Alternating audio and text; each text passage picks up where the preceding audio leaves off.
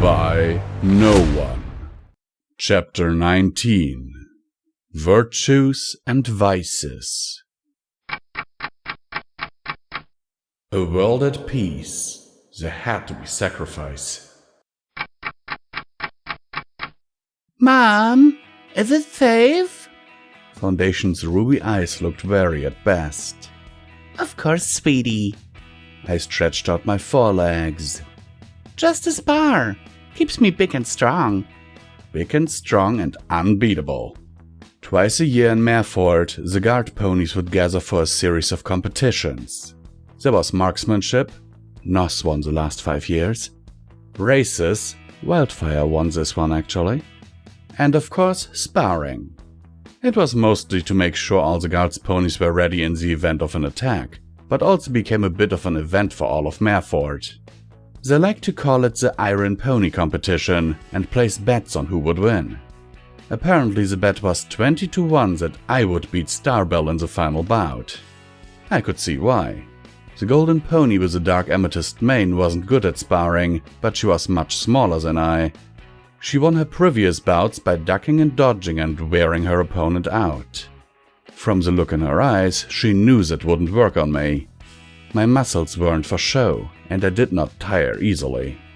To beat me, she was going to have to fight me at full strength, and that just wasn't possible.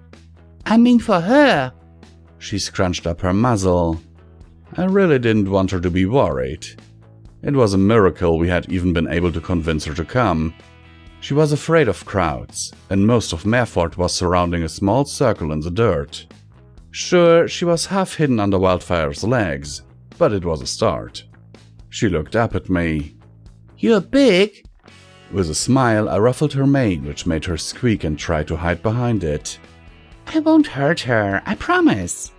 She bit her lip and looked away, which is what she did whenever she was unsure. Trust me, I didn't hurt the others, did I? She shook her head. Exactly, just stay with Mommy. She nodded and gave me a weak smile. I was so proud of her coming out here with us. It was a big step. I gave her a quick kiss on the top of the head, then took a step back and turned towards my opponent. This was going to be almost too easy. Of course, it always was for me. The rules were simple. Kicking was not allowed. What you had to do was wrestle the pony until they were flat on their back for 3 seconds. It was simple and could be brutal. I was just so much stronger than every pony else, it was never much of a challenge. You ready to lose, big girl? The small mare across the ring from me stretched. Time to bring you down. I stared blankly at her. No words were needed. There was a bell rung and ponies started cheering. I pushed them out of my mind though. Before me they became grey shapeless figures. The only thing that mattered was my opponent. This was the way life should be. Straightforward. She charged at me. I was not expecting that. Quickly I strafed right and she passed by. She turned quickly and smirked. Just a test. We circled each other around the ring. Just to get a feel for each other. Maybe I underestimated her ability. Or something. The pony dived for my leg. I didn't even bother to move. She just clamped her legs around it and tried to tuck me over. I didn't budge. At all. Instead, I lifted my leg out forward with her still attached. With a raised eyebrow, I shook her slightly. She gave a weak smile back as if realizing and accepting how badly thought out her plan was. Are you done? I shook her hard, but she clung on. I think somewhere in the mass of ponies I heard laughter, but I pushed it out of my head. Not yet. Faster than I could follow, she climbed up my leg and snapped her hind legs around my neck. There was a sudden sharp pressure around my throat. Come on! Damn, her thighs were made of iron. Black spots flared in my vision. Oh, that couldn't be good.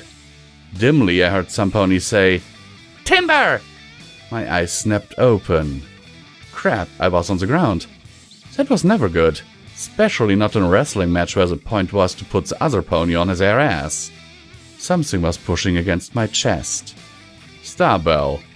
She was ramming me with her head to try to get me to turn over. This really wasn't a fair match. I mean, she couldn't even move. Fuck, you're heavy! Starbell grunted. Yeah. I grabbed her neck in my fetlocks and rolled.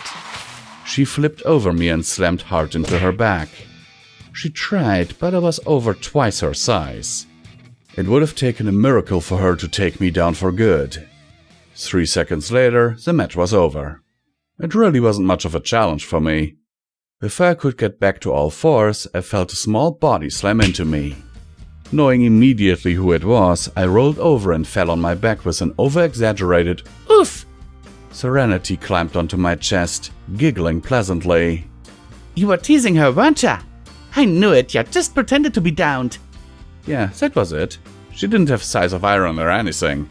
It was all an elaborate act to mess with my daughter. Yeah. I reached my metal leg up to ruffle her yellow mane. Huh. Had it always been metal?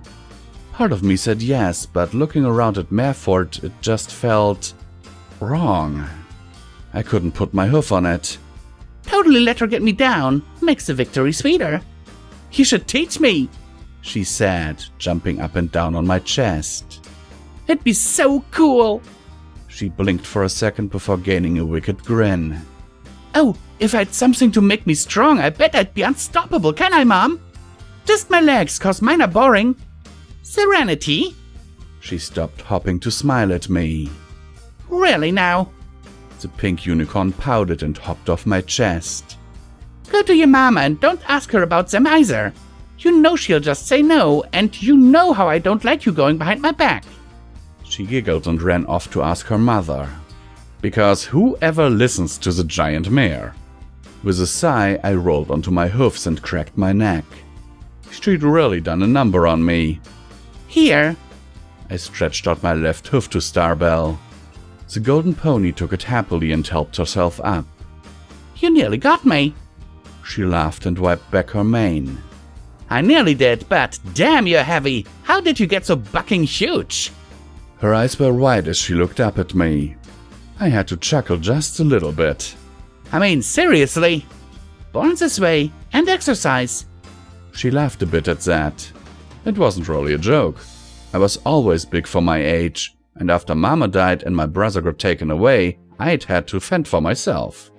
This meant I needed to take some more labor-intensive jobs earlier than most ponies because you got more rations that way.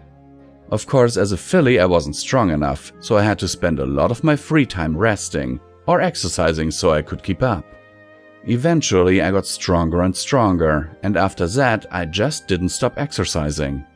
It became routine and I became a walking tank. I should try that, she chuckled, rubbing the back of her neck. Next time I'll beat ya, so you best watch out. She laughed and galloped off. I watched her for a minute before turning back to my family. It wasn't a real family, but this was a wasteland and it was close enough. Foundation was carefully navigating from underneath Wildfire. Now it wasn't like my red mare was large, but Foundation had always been a bit on the runty side ever since we found her. Maybe that was how she was able to survive the raider attacks that killed the rest of her village. Either way, she was always careful to be close to someone she trusted, or hidden enough so other ponies couldn't see her. If she agreed to go into a crowd, she always hid under either me or Wildfire. Quickly trotting over, I was surprise attacked by Wildfire, giving me a kiss on the cheek. Foundation made an noise and I copied it. Wildfire in public? Ponies might get the wrong idea. Or the right one, hun? This old argument. We both knew the steps and could dance the dance without flaw. I, for one, was too tired from getting choked to respond. We shared sly smiles and nothing more was said about the matter. So, when do we get our prizes? I heard there were carrot cakes involved. You know how Foundy loves carrot cakes. The little filly below her nodded adamantly until I looked down at her. She gave a weak smile, nodded once more, and tried to hide behind her mane. It was long and unruly, but it didn't work that well. Yeah, the best. And you get 2 whole ones! How exciting! Cake was something you got once a month, and never a whole one. I never much cared for sweets, so I always gave my share to Foundation. Wildfire did as well, though she liked to steal bites.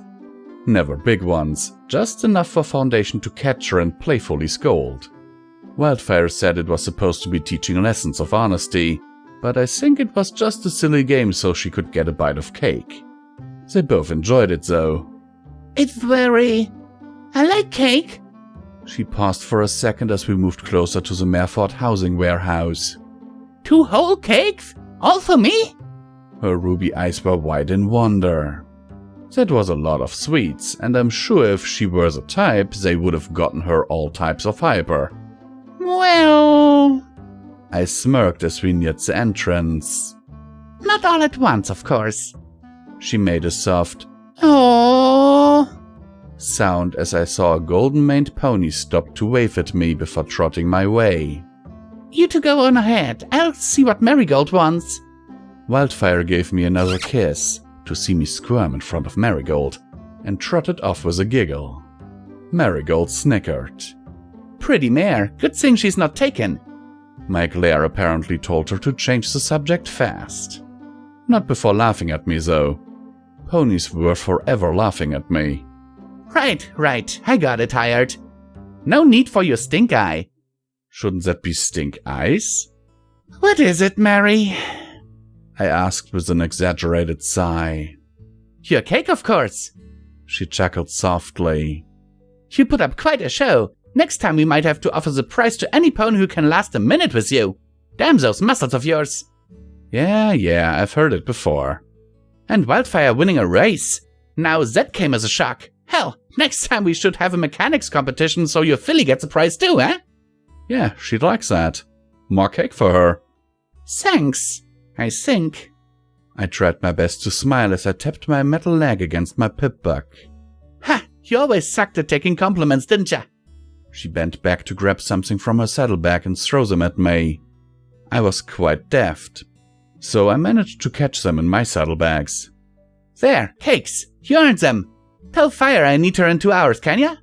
Yeah, no problem. There was an awkward second where I wasn't sure if I should have walked off or not, but since when did I care about courtesy?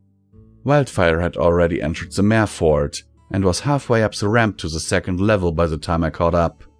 Mereford was its usual self, that being busy and full of din. Serenity absolutely loved it though. She said the place reminded her of what would happen if a town got cybernetics. I didn't really understand the reference, but always nodded along when she said it anyway. When I caught up to them, Serenity was literally bouncing on Wildfire's back. So cake? She grinned at me. When I didn't respond right away, she started to frown. You did get the cake, right? She licked her lips. I'm in love with cake, 'cause it's delicious. Top 3 favorite candy of all time. No, top 2. I've decided this. Why not top 1? Was the obvious question as I trotted up beside the pair. With a heavy sigh, she just shook her head at me.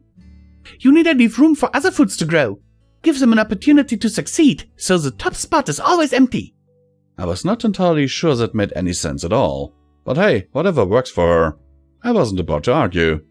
The thing about Mereford is that if you're fearless, getting down from the top is quick. But no matter what, getting back up is a pain in the flank. To get to your house in particular, there were 3 ramps to climb and 2 bridges to cross. So if you lived in Mereford, you had to be strong because you'd be walking up and down them every day. Some of the ramps were stupidly steep too. Sometimes it felt like a chore to get home without being cut by poorly designed buildings, or getting a hoof caught somewhere or falling. This time, however, there was one casualty. That being a long scratch in my left leg that bled slightly. It wasn't really anything to worry about, though when we reached our house, Foundation crawled out from under Wildfire and winced at the blood. I just had to dab it with a healing potion to show her it was nothing. She really didn't like the sight of blood.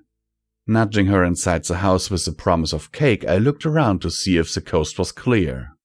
Wildfire didn't wait for my check before leaning down to kiss me. It was just long enough to leave me satisfied and have me begging for more. She was a talented mare like that. Something, something, I'm not a filly fooler, right, Han? With a heavy blush, I nodded. Yeah. With a kick at the floor, I said, Marigold said she needs to talk to you. Didn't say what about. Guess you should go. She gave me another quick peck. You look so sad about it, too. Ya know how I hate it when those pretty eyes go all mopey. I wasn't moping. That'd be dumb.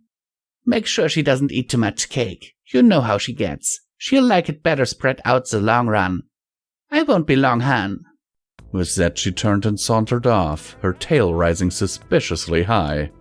After staring for a minute, can you blame me? I turned and went back inside our house. It really never changed much. 2 beds, a table, and very little space. Serenity was already bouncing happily on the bed in anticipation. Considering her excitement, I decided on quickly instead of spread out and placed the cakes on the center table. My eye patch was itching, so I took it off as well. You ready for cake? Foundation nodded. She didn't say yes, but I could see in her eyes how much she wanted it. It was her favorite type of cake after all. I just stood there looking at my filly for a minute. Something felt... My right eye stung. Something must have fallen into it. My right eye. Right. Mama, what's wrong? Nothing. Nothing at all. I looked away from her and to my table to see my eye patch was gone. But it was just there. Just a minute ago. Mama? Serenity said. I would recognize that voice anywhere. But Foundation was there. I backed up. The table fell, spilling its contents on the floor. A round cake rolled across the floor before resting at my metal leg. Something was wrong. Something was. Looking over, Foundation's ruby eyes seemed panicked. Or were those my eyes? Something was just... I screamed. Light filtered into my vision like liquid fire. I kept screaming. The light swam through my skull, setting it on fire until all I felt was fire. Never before had I ever seen something so bright. Damn it. I slammed my head down and it hit something hard. There was no pain though. Everything already hurt way too much for there to be any pain. It was just a sense of pressure and nothing but the fire in my skull. For a second I thought someone set me on fire. That I was going to die. It would have been appropriate. And just like that, the fire left and I was left in darkness. I felt a chill wind blow over my eyes and shuddered at the sensation. Slowly my eyes opened, but still there was only darkness on all sides. My gut twisted. What happened? I was in Mareford. There was an Iron Pony competition, and then everything went wrong. So very wrong. I sat up slowly. My metal hoof clinked on the floor. Metal it must have been. I reached my hoof over to my pip-buck and clicked on the light. There was a deafening second before the light finally clicked on and bathed my world in a dark amber light. The room was small, smaller than I was expecting, barely enough room to turn around. The walls were a dark and dusty gray. I believe amber is not a good light color for judging things like that, with a liberal amount of cracks crawling up them. More distressing me was the fact that one wall was less of a wall and more of a series of impenetrable iron bars. Apparently I was in a cell, which was great, except it wasn't. There were noises from beyond my walled barrier, and a gasp of pain. Apparently some pony had been in the dark so long that even my meager light hurt them. The voice wasn't one I recognized, so I hoped maybe they'd be able to tell me something. After getting to my hoofs, I peered through the gloomy bars. Sure enough, there was another cell across from me, and inside it a cowering pony. Who are you? Good question. I was about to ask the same thing myself. The pony was an utmost pure white unicorn with a yellow mane that hung in clumps. as if it hadn't been washed or brushed in weeks. His cheeks were gaunt and hollow, and his eyes were sunken and looked lifeless. On his flank was a picture of an open book with a series of numbers underneath, but it was scratched and bleeding as if he had been trying to remove it. He was alive, but had he not spoken, I wouldn't have known it. Wildfire. I don't know why I lied, or why all of the names I could have chosen I had to pick that one. Where are we? The pony looked so scared that I did my best to keep my voice calm, despite the itching in my mind telling me how wrong all of this was. You don't know. It wasn't a question. It's where I'm not sure. His place is hell, yes, that's it. His eyelid twitched. Caledonia military thing. Not New Caledonian Alliance. It had to be before the war. There was a sinking feeling in my gut. Ponies in uniforms, some with stars. It has to be... I'm sorry. For what? I tried to press myself up against the bars so I could look down the hall. As soon as my cheek touched the metal, a bolt of electricity slammed into me. Next thing I knew, I was sitting on my ass, my eyes spinning. Wah! Sorry, he repeated, his eyes downcast. There is no escape. None. You'll die here. Oh, good. Others have. Better. They're experimenting. Trying to... I don't know. I can't know. If I know, they'll kill me. Anything to beat the Minotaurs, right? I nodded dumbly. Part of me wanted to explain that the war ended and every pony died, but he didn't seem in the mood. I was so bad. So what? I wasn't bad. His eyes went wide. I wasn't. I was a psychologist. I helped ponies, got to the root of their issues, gave comfort. He peered at me. You need comfort. You need me, but I was bad. There was a conference and... His eyes glazed over and his tone went from nervous to dead. Just dead. I invited to discuss wartime stress disorder and how to fix the soldiers so they can go back to fighting. I said maybe they shouldn't be back fighting so soon. I said if we just ended the war, told Equestria we are not fighting their proxy war, that we should quit. His voice started shaking again. They took me the next day, do you see? I said we should end the war. I was bad and they couldn't let that stand. Right. I was getting a clear sense of pre-war sentiments. What happened? The story must have been important. Otherwise, why was I here? How I got here could wait. And I was taken to the snakebite labor camp. So much work, but wasn't so bad. Not so bad until I was chosen. His head moved back towards his flank. In the dim light, I saw the numbers under his cutie mark again. My number, 5689477. You have to remember. 5 for the years in college. 6 siblings. 8 times patient committed suicide. 9 weddings patients invited me to. 4 children. 7 times they whipped me when I forgot. 7 days before I could feel again. He looked up at me. You have to know your number. He paused. I forgot. Not what brought me here. I was chosen. There was a lottery. They said I'd won and I'd get to go home. He sobbed. There were no tears, though. He must have used them all up so very long ago. They lie. They brought you here instead. Where here was. When I found out, I vowed to destroy this place. Tear it to the ground with my teeth if I had to. I knew nothing yet, except of how much I hated this place. I hated what it did to him. I don't know what it did, but just looking at him made my heart sink. Yes, here. I never saw, but it's so white. I hate it. They do things. Needles and tests and the others died. I didn't. I'm stronger. You're new. You'll die. He started shaking. die screaming like the rest, but it's for a good cause. For the war. We shouldn't end the war. We need to win. No matter what. Far down the hall there was a click. A rush of cold wind followed. Then hoof steps. They fell heavy and hard. The sound reverberated down the hall and into the darkness. I could almost feel the ground shake at each hoof fall. The pony heard it too. From the look on his face, it was the sound of death itself. "Tell them!"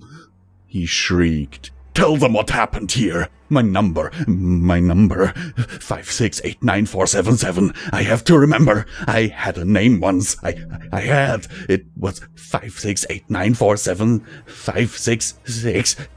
His muzzle scrunched up.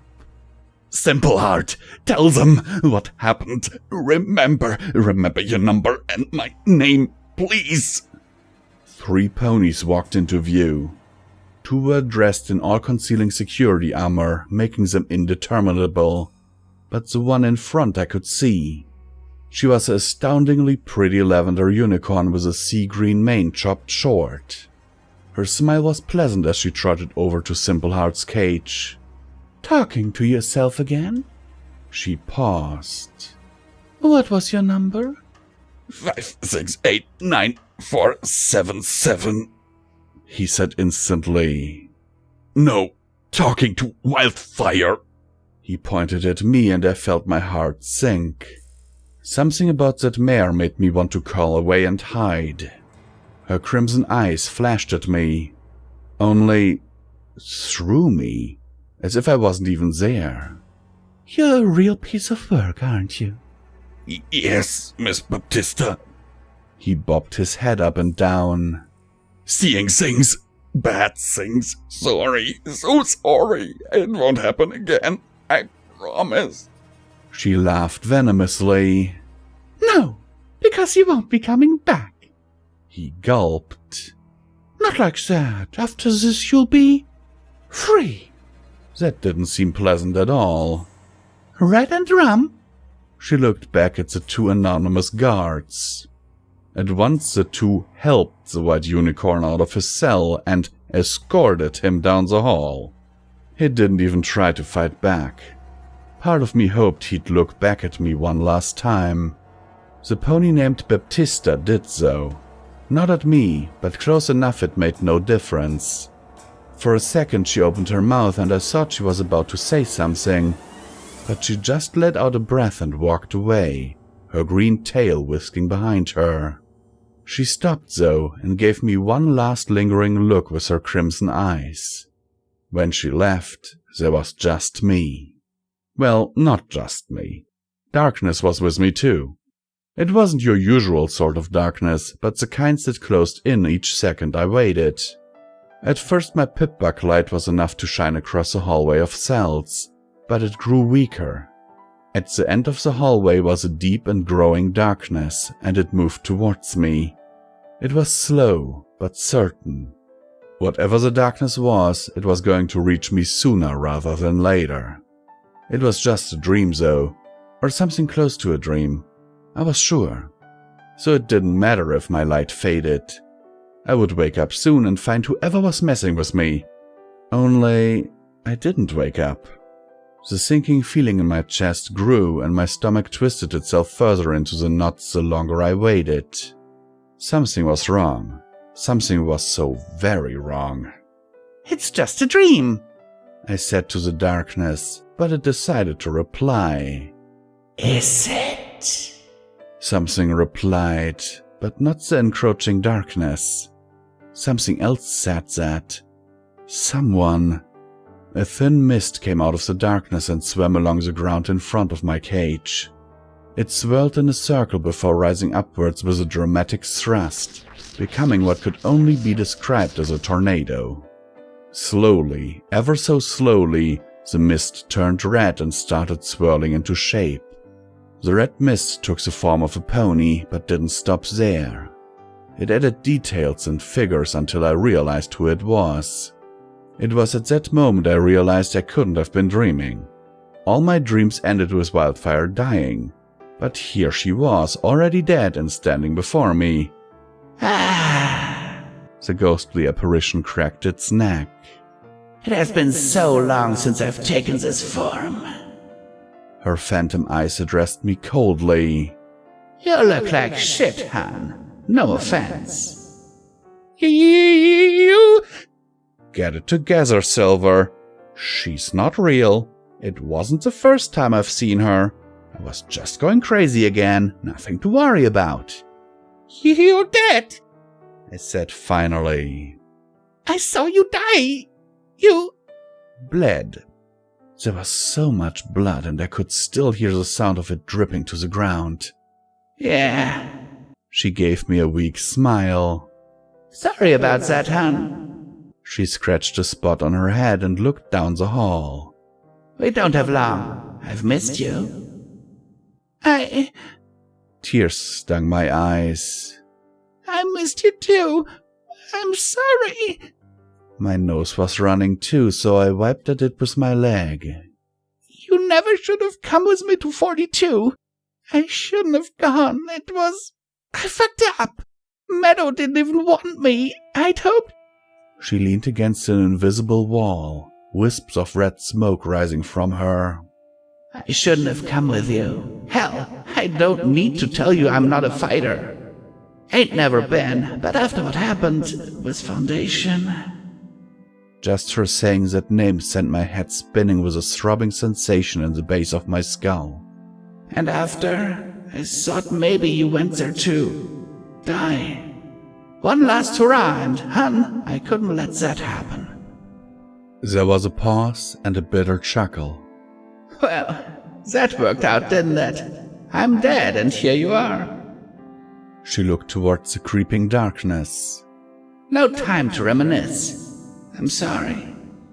Are you really here? My throat felt raw. Or is this just my mind playing tricks with me? Does it really matter?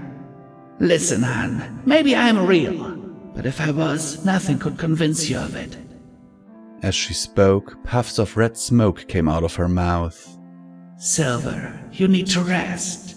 I know some things are beyond what you can do, but you need to get back to Thiese and rest. With that platinum haze there, maybe. She seems nice. If she'd even take me now. Wait. I looked over at Wildfire and blushed furiously. Was she really suggesting this? I don't know what... Right with the denial. I'm dead, hun, ain't cheating, and she seems like a right fine mare. And a goddess too, now ain't that something? Her smirk was seductive and her eyes half-lidded, but the expression was lost on her semi-transparent misty face. And I want you to talk to that foal of yours. Tell her with no ifs and or buts that you're her mama, okay? But... Memories of Foundation ran through my head, making me feel faint. You... No, I can't just...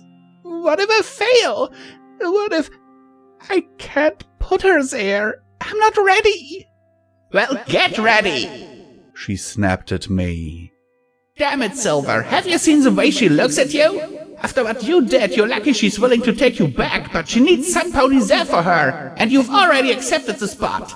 Saying it aloud won't change shit, but it'll do her a world of good. Yeah, it's tough, hon, I understand. After what happened, but she needs this more than you need to hide from your past. Her voice softened. You can do it, Silver. Really. I gave her a small smile. Came here to lecture me, then? Oh, that brings back memories. I sat down and noticed the darkness creeping in ever closer. Yeah, you're right. Always were. I'll try. She gave me a stern gaze with her ghostly eyes. I will. I know it's hard, hun. She looked over into the darkness. It was so close now, parts of her misty body were dissolving and being sucked in. Time's up. Fuck, it's never long enough. Silver, listen to me. I know it's hard. I know life's like to kick you around. But don't give up. Keep going. You are strong and you're smarter than you realize. Phantom tears fell from her eyes and turned into smoke. I know you miss me, and My tears joined hers. I miss you too. I know you can do better. Be the hero you wanted to be. You can do it, so don't give up. I have faith in you. The darkness was on us now. The light from my pip-bug faded completely as the black swirled around us like rushing winds that chilled me to the bone. It engulfed Wildfire first, sucking up her ghostly smoke and leaving nothing but a pair of green crying eyes. Silver, The eyes said, crying smoke. I love you. I love you too. Tears fell from my eyes and into the swirling dark. Part of me knew it wasn't really her, just an apparition, just my mind's image of what she should be and what she should say. But it didn't matter. It was enough for me to hear her voice again. Her eyes vanished too, and I was finally alone. Just me and my thoughts, and I couldn't imagine worse company. I woke up alone. The first thing I realized was that I was no longer in the security room with the monitors, which is where presumably I'd lost consciousness, and instead I was in the same cell as I'd been in the dream. At least, I think it was a dream. Sometimes it was hard to tell. There were differences though, such as the cage door being broken off and there actually being light. Though I was lying in the same spot as in my dream.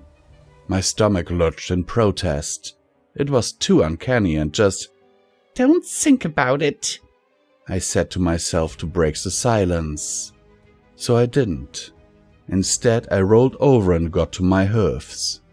My knees were shaking as I stood there, and I felt a cold sweat on my brow. That felt safe. I took a tentative peek outside my cell and looked back and forth down the narrow hallway. It was remarkably like my dream, down to the last detail, especially when I looked down the hall to the exit. The last few lights had gone out, leaving it in darkness. Just darkness. I could almost feel the cold it emanated. This wasn't my dream though, so it wasn't a cold bastion of evil, or whatever it was supposed to symbolize in my dream space, but just a lack of light, which did so much to alleviate my fears. My head pounded to look at it, but I remembered the dream well enough. It was the only way I could go, so I took a step forward. The impact trembled up my leg and shook my body and made me cough. How long had I been out? Why did I feel so weak? It couldn't have been that long. So I took another step, this time with my metal leg, and it proved much sturdier. Just one step at a time. I could do this. Something had happened. My head was swimming and pounding, but I had to get out. To search, to find out what had happened. Flare and Serenity were gone. As I walked through, past the cages, I looked in each one. None of them contained my companions, though a few had skeletons. Each step made the next easier as I closed in on the darkness. Still, my body felt so wrong. My back legs were clamped and itching, and my stomach twisted. Something was wrong with the situation. What though, I couldn't say. Something snapped behind me. My body reacted faster than my mind. I turned on the spot and lowered myself, ready to lunge. The sound of my heartbeat was all I could hear. Steadily my heart slowed down and the only whirring of lights remained. Whatever cracked behind me was gone, or never existed. How long is she going to be like that? Right, just my nerves. Turning, I faced the darkness again and stepped towards it. There was more shaking, and my mane stuck to my face from the sweat, but I was moving. Maybe they'd poisoned me, and that's why everything was so difficult. That had to be it. The voice on the speaker, he was behind this. If I could find him, kill him, then I'd be able to find them. Find Serenity. Wildfire told me I had to talk to her, so I had to. I moved into the darkened hallway. You know, it seemed ominous before, but as I stood in it, I realized it was nothing at all. It was barely dark at all when I got closer, and I could even see the door to leave the hallway. It was simple. Just simple. I walked through the darkness and opened the door. There was nothing to worry about at all. Minotaur spy, exterminate! For a second there I thought the universe was going to go 5 minutes without fucking me over. The Protectron fired a wave of green energy at me. I didn't even have the chance to dodge as the bolt hit my scarred face. Searing pain filled my vision and all I could smell was burnt flesh. My legs gave out and I collapsed to the ground, letting the second bolt fly over my head, bathing me in the heat. Great. I lifted my head up and saw the cone object rolling close. It was going to kill me. Only it didn't. Instead, it rolled over and bellowed, You have assumed the submission position. Await scan or be destroyed. A small device popped out of the machine and flashed a light over me that tasted like blue.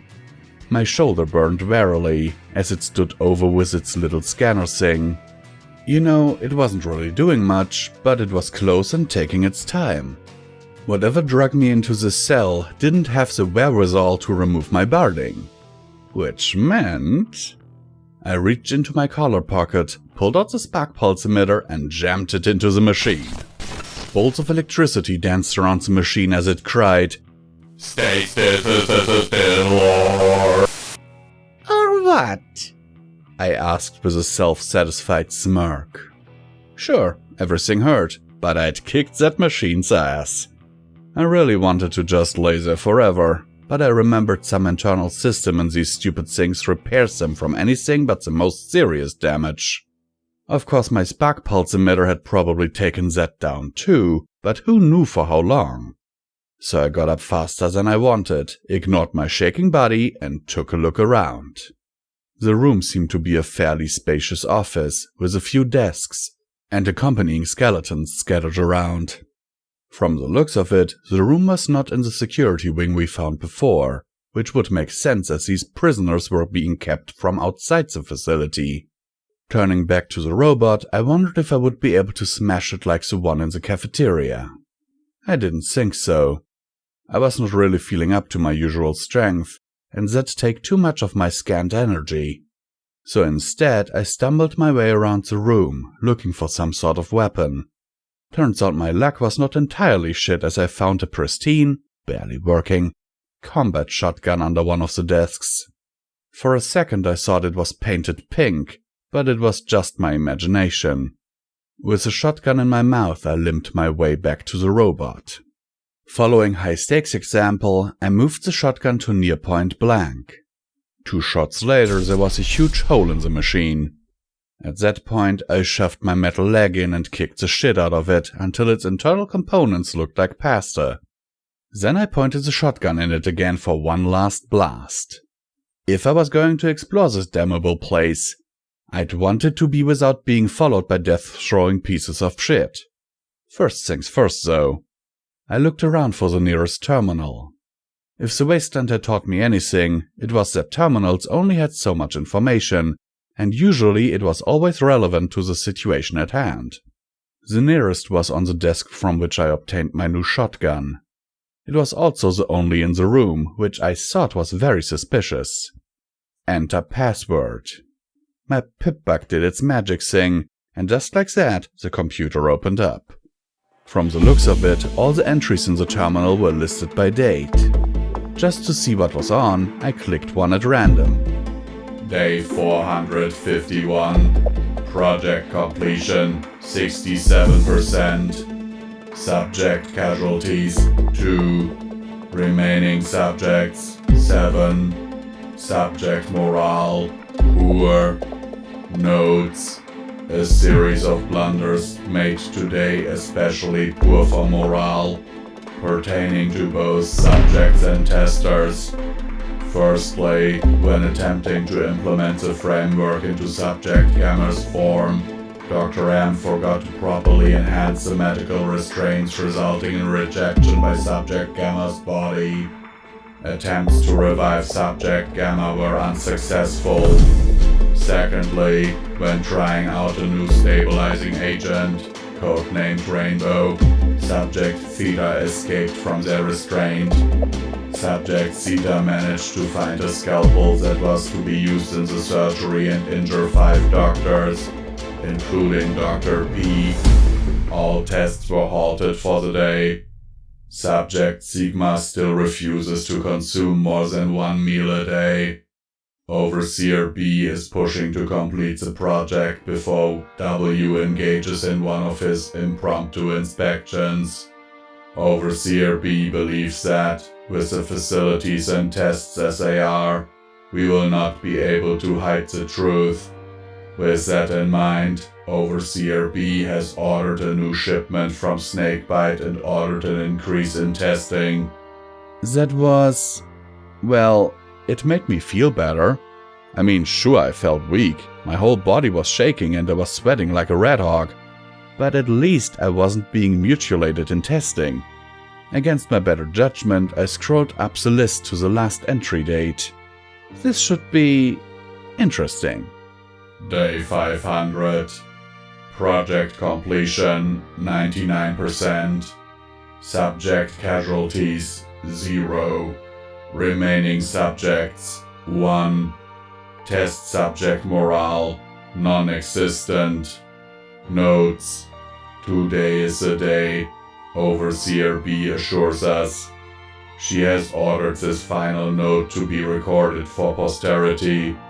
We managed to replicate results on the small scale with Subject Beta the day before. Though Subject Beta later died of complications due to repeat testing, the theory is solid. With W's inspection within the week, Overseer B has put us on an accelerated timetable. Subject Sigma will begin and finish the procedure today instead of the week as is recommended.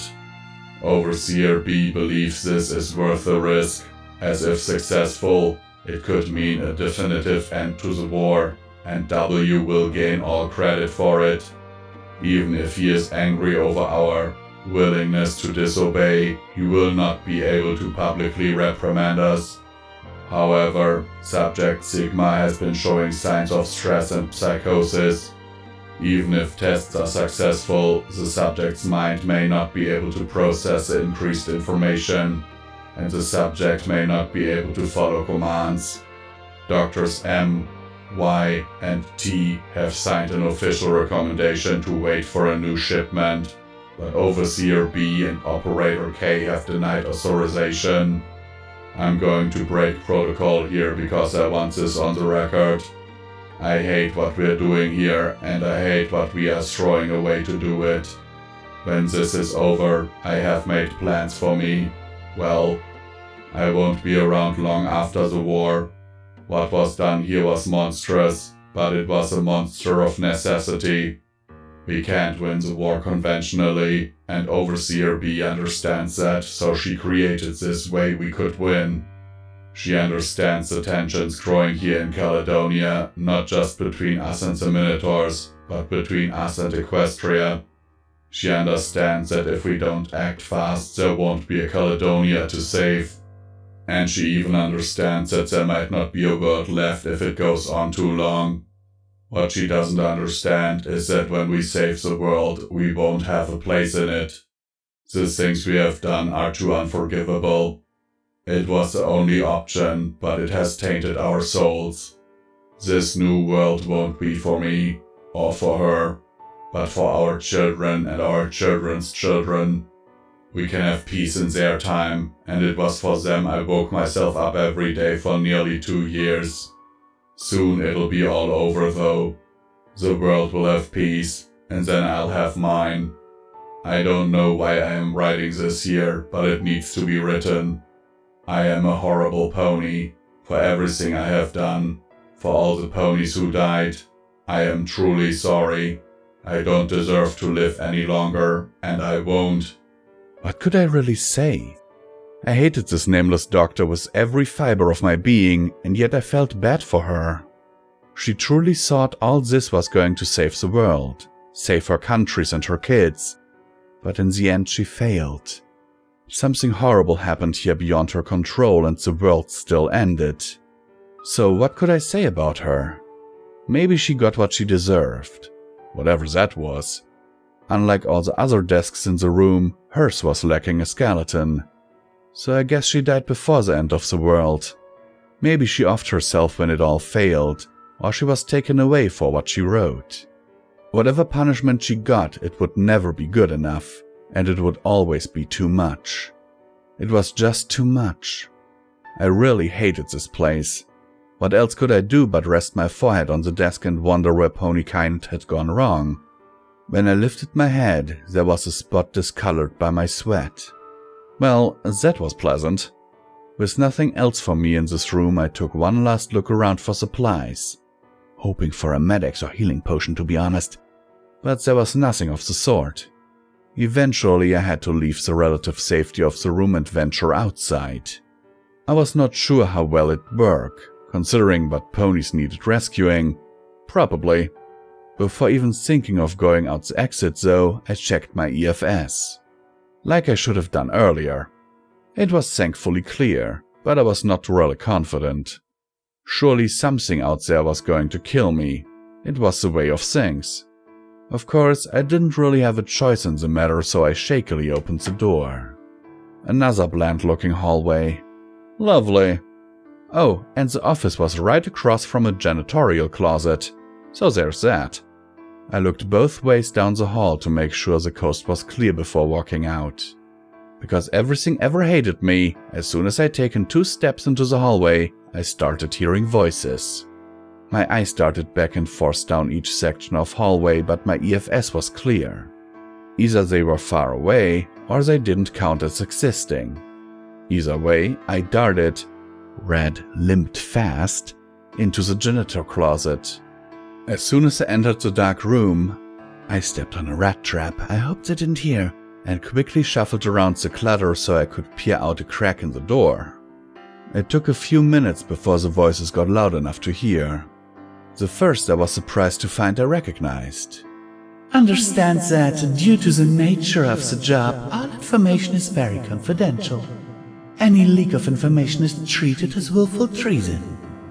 A sickly sweet mare's voice said.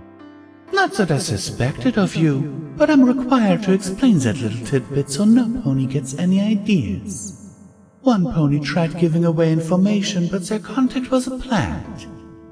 I'm guessing, the youthful stallion said. They were executed? Quite right, the mare said with a short laugh. You'll fit right in. The pair of ponies walked into view from the crack I was looking through. Like I expected, the mare was in fact the mare from my dreams, Baptista. Worth noting that this time I got a chance to see her cutie mark, a wilted flower, while the other was a young brown stallion with a blonde mane and a huge grin. Interestingly enough, both were transparent, as if they were just holograms.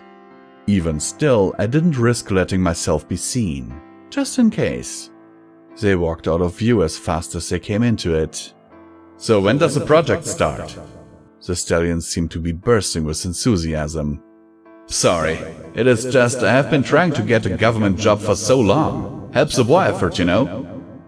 Yes, but please understand, we aren't officially government. Right. The stallion laughed. You're working for Walkirk, who is contracted by the government. It's close enough. Yes, but it's an important distinction. Plausible deniability and all that. The mare's voice did not seem amused. Here's your office. Your duties don't start for a month, so you have time to acquaint yourself with the facility. You will be in charge of keeping profiles on all subjects, including side effects and moods.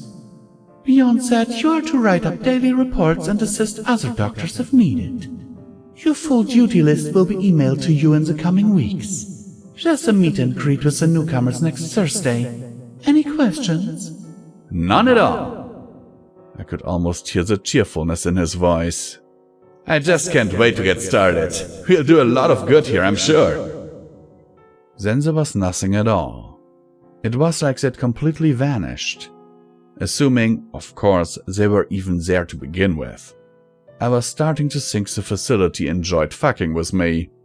There was a cold chill behind me. Turning around, I saw a pair of ghostly eyes burning like the sun. I ran. I didn't stop until I was all the way down the hall and out of breath. Whatever it was, it didn't follow me. Not yet. I kicked a hole in the medical box. Whatever level I was on, it had a shitload of medical labs and surgery stuff. Yet, no matter where I looked, not a single one of the medical boxes had any medics at all. Hell, I had managed to find only a single healing potion too. Apparently this place was not big on the recovery aspect of surgery. Not that it was really much of a surprise. After taking my hoof out of the box, I kicked the empty thing away and turned back to the room. It was a lovely surgery chamber of questionable morality. This was best demonstrated by the fact the skeleton was still strapped to the operation table by harness that did not seem at all consensual. It was not, of course, the only skeleton in the room, as when I tried to walk for the exit, my hoof got caught in a ribcage. The unfortunate pony was dressed up in a lab coat, so I didn't really feel bad for desecrating her corpse. It was annoying though, having to kick my leg several times to get her off. So far my adventure in the labs had been a resounding failure. I found more than a few blood-stained surgery rooms, a few labs with broken equipment, and an office locked with a regular key. I'd been too weak to try and break down the door. I could have if I tried, but I didn't want to waste my limited energy on it. So it was summarily ignored in favor of this lab that I had hoped would have something to help me make it through. It hadn't, obviously. However, the surgery room was directly connected to an office, and maybe that had information, or something. I limped my way over there to find the door said Dr. Maplewood. It was already half open too, so I didn't even need to limp my way over. It was a lovely small room with a Grand Galloping Gala poster on the wall and a terminal on the desk. Other than that, there was nothing of note in the room but a vial of Med-X. Holy shit! My eye must have been bulging out of my socket and my heart was racing a mile a minute as I stared at it. Yes, I knew the stupid place would have one. With that, I would be able to ignore my body's weakness and press on. Nothing would be able to stop me. I dove for it and jammed the needle into me, waiting for sweet relief. Nothing. No relief. No wash of heat. Nothing but me staring at the needle in teary-eyed confusion. Looking down at the needle that was jammed into my side, I saw it was empty. It had always been empty. It was just a thrown-away vial. In my rush, I hadn't even noticed. Fuck! I tore the syringe out and bit down so hard it shattered. Fuck! I said again, this time punctuating by spitting out blood and glass shards. Just... A wave of nausea washed over me, making my stomach flip and my head spin. Everything got dizzy and I just had to sit down. Sit down and wait for it to pass. Thankfully, the wave of nausea passed without me throwing up or passing out. My head still felt out of it, but I was able to move again. Slowly at first. Not wanting to risk meeting any robots until my headspace went back to semi-normalcy, I crawled my broken ass over to the terminal. Password. Fuck you! I growled as my pip bucked at that glowing burning thing. The machine whirled and booted up. Without any prompting, an email popped up on the screen. Damn it, Bap. I'm a doctor, not a spy. That was literally all it said. It was in the outgoing message folder, and I decided whoever wrote it was my hero. I was a big fan of witty one-liners. To appease my curiosity, and because my stomach was still being a bitch, I clicked to see what exactly the message was a reply to. Maple, I need your help. Walkirk is coming in 4 days and you're the only pony I can trust. By now, I'm sure some pony told him what happened and he won't like that one bit. I need something against him. Some dirt that'll make him too afraid to work against me. A little birdie told me he has spies in the Equestrian Ministry of Image, Stable Tech, and something called OIA. If I could find out what he's doing, get evidence of his involvement, something on him. I need your help. Right now the facility is turning its back on me. They all agreed and helped before, but now they won't even let me leave. It was to save the world. It almost worked. It doesn't matter, doesn't it? Because it didn't work and now it's all on me. Please, Maple, you have friends. Friends that have turned on me. You're the only one I have left. Please try to find something. Anything. Baptista. Suddenly, Maple's reply was less of a witty one-liner and more of her betraying her friend in 30 characters or less. It did nothing at all to settle my stomach. Sure, this Baptista was a total bitch, but her friends should have stuck by her instead of making her take the fall. For whatever happened. I still didn't know that much. Something about test subjects and something started laughing in my ear. It was a small, subtle chuckle that sent shivers down my spine. The monitor fell off the desk with a crash from my kick, giving me enough space to jump over the desk and scramble for the door. My heart was in my throat by the time I reached the door. Against my better judgment, I turned around to see who was laughing. Nothing. Only the lingering memory of closeness and the sense of wrongness in my gut. This was just getting weird. Okay, calm, Silver, I said aloud to hear a voice that wasn't creepy in my head. It didn't calm me, but it grounded me. I was Silver Storm, hired gun. I'd lost legs and eyes and half my face. I'd charged down minotaurs and gunned down land sharks. I'd gotten up from near death on too many occasions, and I had escaped from captures like a million fucking times. I wasn't about to be scared by ghosts. With all my rage, I tried to buck over the operating table in the lab. Unfortunately, it was bolted to the floor, and I was weak as fuck. So what happened was I kicked it and faceplanted. Because what I needed right now was more fucking head trauma. At least it wasn't into a skeleton. I slowly got back to all fours and took a deep breath. The fresh air cleared my mind. Just needed to calm down. I slowly, whilst keeping an eye on my EFS, trotted back into the hallway. Just in time for the voice in the speakers to make its reappearance. Do not delve further into history or it will be your doom. Well, that was interesting. A ghoul perhaps? Or survived whatever went wrong? Oh, now this was interesting. I so loved mysteries. So much. Not that I had a chance to look. A wave of nausea washed over me, dropping me to a knee hard. My stomach twisted as I heaved my guts onto the floor. Hated puking. Ugh. I fell over. Just needed to rest for a bit. After that, I could keep going. Find serenity and flair.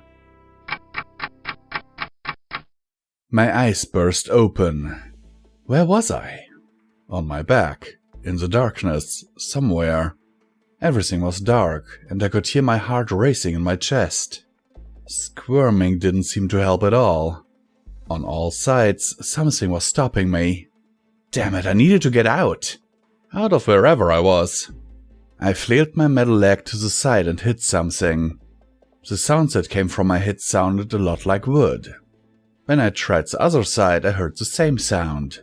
Above and below me as well. Wood. Just wood.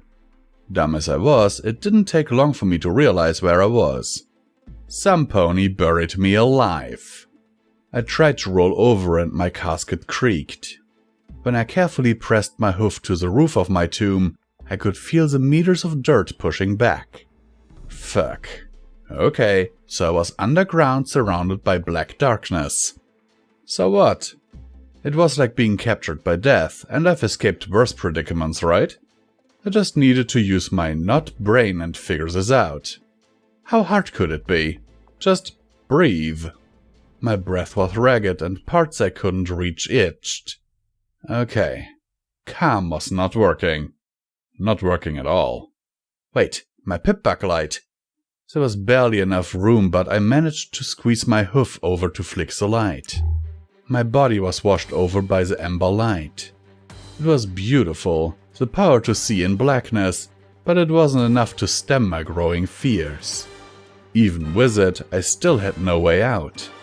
I could see the lines of wood, every knot and crack, but in the end it didn't help me break out. All it did was confirm my predicament. Trapped under the ground, no way to escape, no hope. I might have screamed. When my throat was raw, I stopped. That didn't help. Panicking didn't help. Needed to be calm. Even though my tomb was closing in. Thousands of pounds of dirt pressed in on every side, ready to squash me. But I just had to be calm. But I couldn't. I was going to die. Crushed. Maybe it was better this way. It was an okay way to go. It'd be quick, I think. Not painless, but only as painful as I deserved. Celestia above knows I didn't deserve peace after all I did, but it'd be nice, you know? Just lay down and sleep. Never have to worry about anything ever again. No more haunting dreams or regrets. It'd be... Survive! The little pony in my head that liked to live whispered. But why? And for what? I was already buried, so why not die too?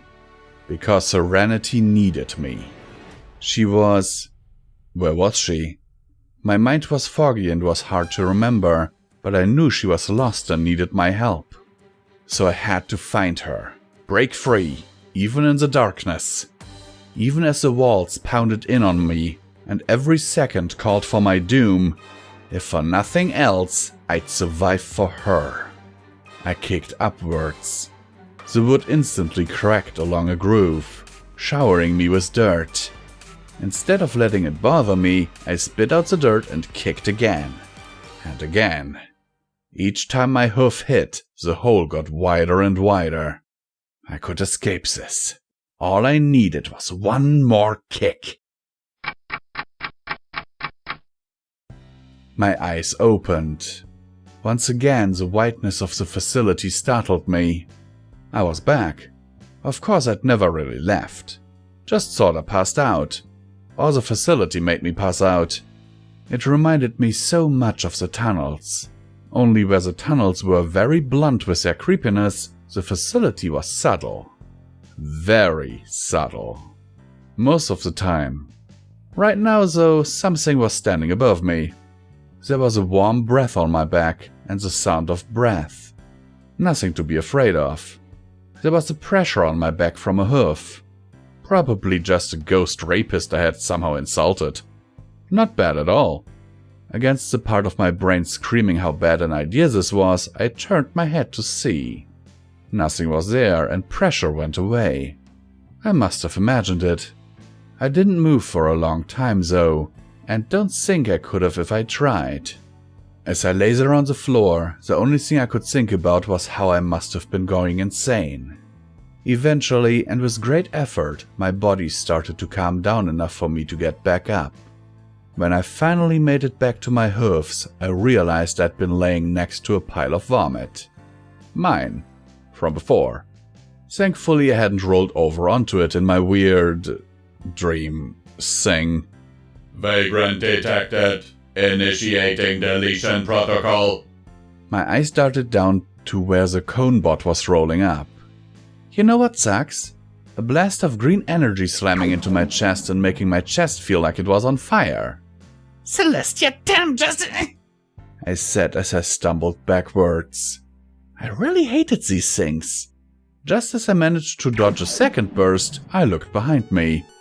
There was a hallway splitting off from the one I was in just a few meters behind me. It wouldn't give up right there, but it'd give me time to plan and think. Because I did both of those things so well. Another blast flew over my head, scorching my mane. Right, leaving. I scrambled backwards as fast as my weak legs could take me and threw myself around the corner. Resting my back against the wall, I felt my ragged breath burn my chest. Clearly I was sick with something, I just didn't know what. It was enough to make this facility hellish. I could make it though. Worse things than sickness haunted ancient labs and murderous robots had tried to kill me and failed. Just need to think about how to do this in the way that kills me less. Unidentified substance located. Commencing cleaning. Wait, what? Slowly I peeked around the corner to see the metal monster standing above my vomit puddle and cleaning it with a strange vacuum thing. That was awesome. Now I just needed to find liquids and throw them in front of those robots whenever they got close as a distraction. It wouldn't stop them forever, but it'd be just long enough for me to get away. Which I should have done while watching it. Right. After hiding back behind the wall, my eyes scanned the hallway I was in. Hallways and labs. Just what I'd always wanted. Alright, whatever. I picked myself back up and ignored the sensation that I was being watched.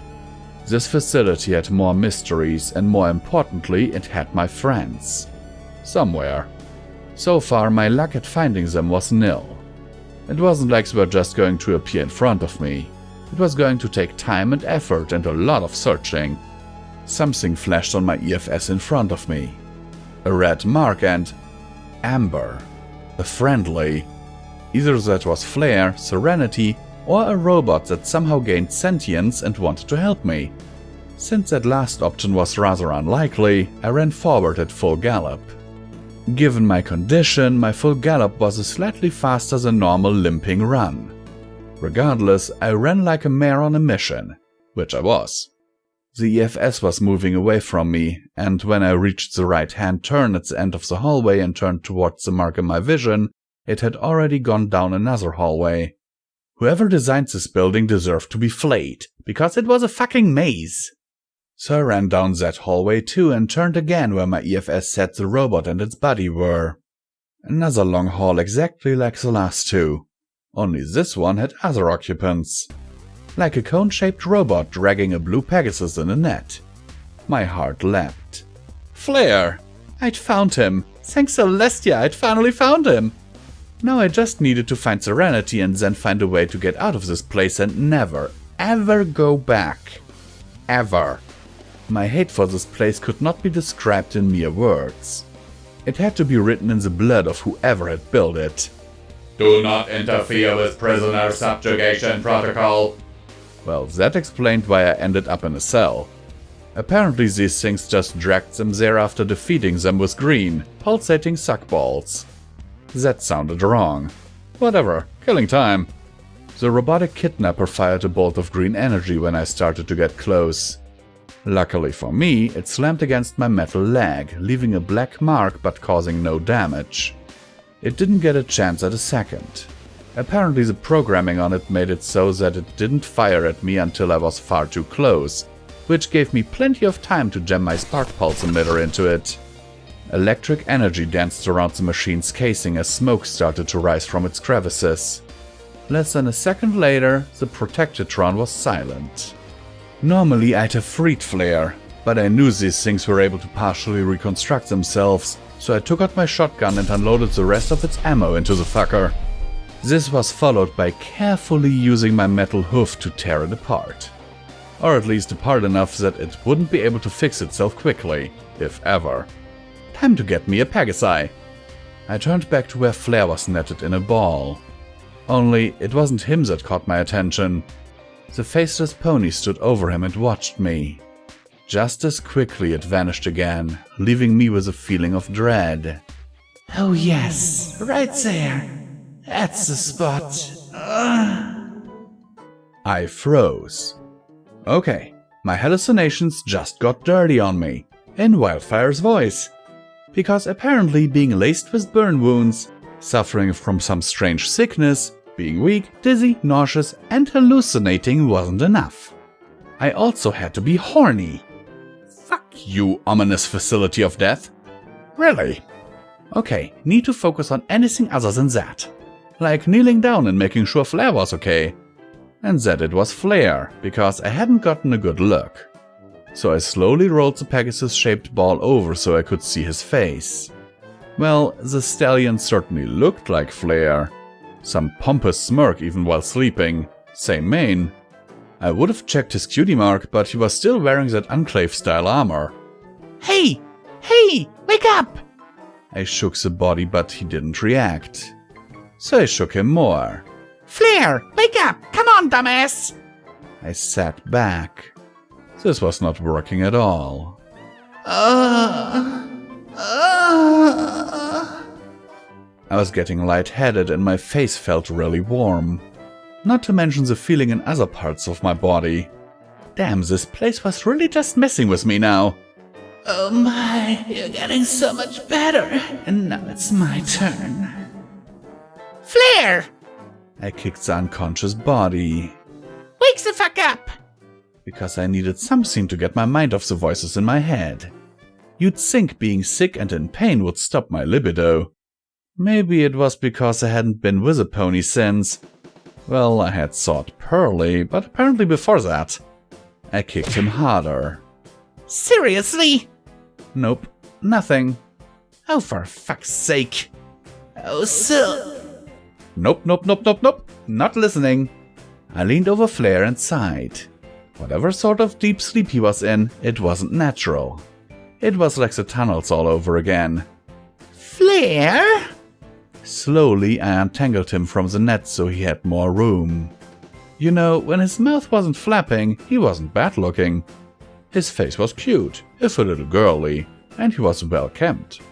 The armor without the helmet was kind of dashing too. And he was gay. Don't forget that part. Clearly my mind was in a bad place if I was thinking about Flare like that. Stupid bloody voices in my head making me aroused. Closing my eyes didn't help either, because when I did, my mind filled the darkness with images of wildfire in compromising positions. Yeah. I slammed my hoof into the ground. This is stupid. So very stupid. Even still, I leaned over Flare's sleeping face. Wake up! I pressed my forehead against his. Please? No, I didn't kiss him. Because when I was about to, there was a sound of rushing water in my ears, making my eyes cross and head feel dizzy. So dizzy. Another dream. I was starting to get the feeling these weren't normal dreams. At least this one put me in a place I knew, instead of a coffin. I was standing in front of the apartment building turned enclave base in South Thiese. Only it wasn't all of Thiese. It was like the small section was torn out of a book and I could see the ridges. All around was a swirling red and black void, and the only available direction was into the enclave base. Only the base looked a bit different. It looked newer than I remembered and a lot brighter. Nearly every window in the building was glowing, and that was an unusual sight in Thiese, not counting the house-owned buildings of course. On the bright side, without the moaning in my ears, I was feeling far less amorous. Of course that sensation was replaced with a sinking feeling in my gut that something really bad was about to happen very soon. Since the dream only gave me a choice of creepy void or death or the enclave base, I walked towards the former apartment building. Each hoofstep felt heavy and sent gravel flying from the path when I walked. 2 guards flanked the entrance when I walked up, and when I walked up they pointed impressive-looking mews at me. Great. I was about to be hit by more energy bolts, and I wasn't even awake. Apparently the universe liked to fry me. Halt! Who goes there? The 2 Pegasi spoke in near unison. Right. I wondered what name to use. Considering it was a dream, they'd probably only react to my given name. But since it was also a dream of Thiese, my chosen name might actually work. This guard looked displeased at my delay, and the rightmost shot a warning on the ground in front of my hoof, making me jump. Name! They repeated. Hired Storm! Okay, I might have panicked a little bit there. The pair looked at each other in creepy symmetry, and the rightmost spoke quietly into his helmet. A few tense seconds later and they spoke again. The Admiral is expecting you. Make your way to the 3rd floor training room. Do not touch anything. Do not take pictures. If your eye has a remote camera, we will know. Huh. That was right. My eye. I had gotten so used to the boxes it put around ponies I didn't even realize these ponies didn't have them. Must have been a facet of the dream world. I kind of missed them now. They made the world more colorful and less brown. The entrance to the building slid open with a subtle hiss. Fancy. I trotted inside to find a surprisingly high-tech building. It was a metallic interior with a series of banners about Pegasi's superiority hanging on all the walls. Every door was a sliding type and, peeking inside a few, I noticed high-tech labs and terminals. All of which looked very brand new. You know, my subconscious was very weird if this is what it was bringing up. Not that this was a normal dream anyway. The last few hadn't been. They were dream-like, only they felt a lot more real. I've had realistic dreams before, mind you, but these might as well have been actually happening. The only reason I knew it was a dream at all this time was because of the incomplete outside. My mind raced as I wandered through the building, my hoofs instinctively knowing where they needed to take me. The more I walked, the more I realized how unnatural all this was. These weren't normal prophetic dreams. They were something else. This enclave base made it all the clearer. It was like the facility was just fucking with me, which, given its track record, still I kept walking. Somehow I knew exactly where I needed to go. More weird dream bullshit. As I closed in on my destination, I took a look at some of the Pegasi. They seemed real enough, but my eye did not identify them as such, and their actions seemed a little wooden. Not all the time, but watching one mare flying past me, I noticed at some points her wings did not bend when they flapped. Only once though. Creepy, I muttered aloud. No pony nearby so much as noticed I had said anything. That did nothing to alleviate my suspicions about this place. I did eventually make it to where I was supposed to go. I knew because it was clearly stated as 3rd floor training room on a gold plaque on the large double doors. The 2 doors slid open as I approached, revealing a room that was much too large to fit in the building. To my imperfect eyes, it looked to be at least 100 meters long and nearly as wide. The whole facility looked like a giant gym, only with high ceilings for Pegasi. Various exercise and training equipment were littered around the room. On the far side, a troop of 10 black-clad Pegasi, sans helmet, were practicing a routine in front of 2 stallions. As soon as I realized who the 2 stallions were, I realized something vital. This wasn't my dream. It was Flair's. Hey, hired! Flair clopped his hoofs together and the performing Pegasi stopped in a V formation. He was leaning back in an oversized chair with a pony lounging in a smaller one beside him and many dash inhalers scattered around the floor in front of him. Unlike with everyone else, my eye put a colored box around him, so I knew for sure it was him. How have you been? Crazy couple years, eh? Who'd know they'd make me Admiral? He laughed and leaned back to whisper something to the green unicorn behind him. The 2 of them laughed. You still look like shit, eh? But not even time can fix that face, right? what's going on? I took a few steps closer as I scanned the Pegasi flying guard. Surprisingly, one of the faces was familiar. The Pegasi named Sail, who was a guard with me on the doomed caravan run right after I woke up in Brittle Hope with a new leg. He was dead, but I suppose dreams don't work the same way as logic. Training my security detail. All of them volunteered. They used to be my squad way back when I was a captain, you know? It's good to see them all back together again. And alive, his voice seemed to say. Stakes thinks it's a waste and that we can protect ourselves, but hey, better safe than sorry. At the mention of his name, the stallion beside him leaned over to nuzzle Flair's cheek, eliciting a chuckle and a soft whisper I could barely hear. Stop it, not in front of guests. The green stallion stopped, but with a satisfied smirk. The stallion, however, was not high stakes. He was close, but not quite. Differences like the fact that he was an earth pony now instead of a unicorn, and that he was bulkier than normal, and not wearing his trademark glasses gave away that the pony was not as he should be. That's not what I meant. My voice sounded ragged and hoarse. Flair's pink eyes seemed to narrow. Hired, don't do this, he said, very carefully. Just turn around and walk away. Sensing the threat I seemed to pose, the security detail lowered and started to surround me. I guess I'd make good target practice. Let me have this. It's just a dream, Flair. You think I don't know that? His voice caused waves to ripple through the building like it was made of water. I'm not stupid. My squad is all but dead to a pony, and Steak shots you in the face and betrayed me. I know. His voice went soft. I know. You know? The dreams I had all seemed real until the last second.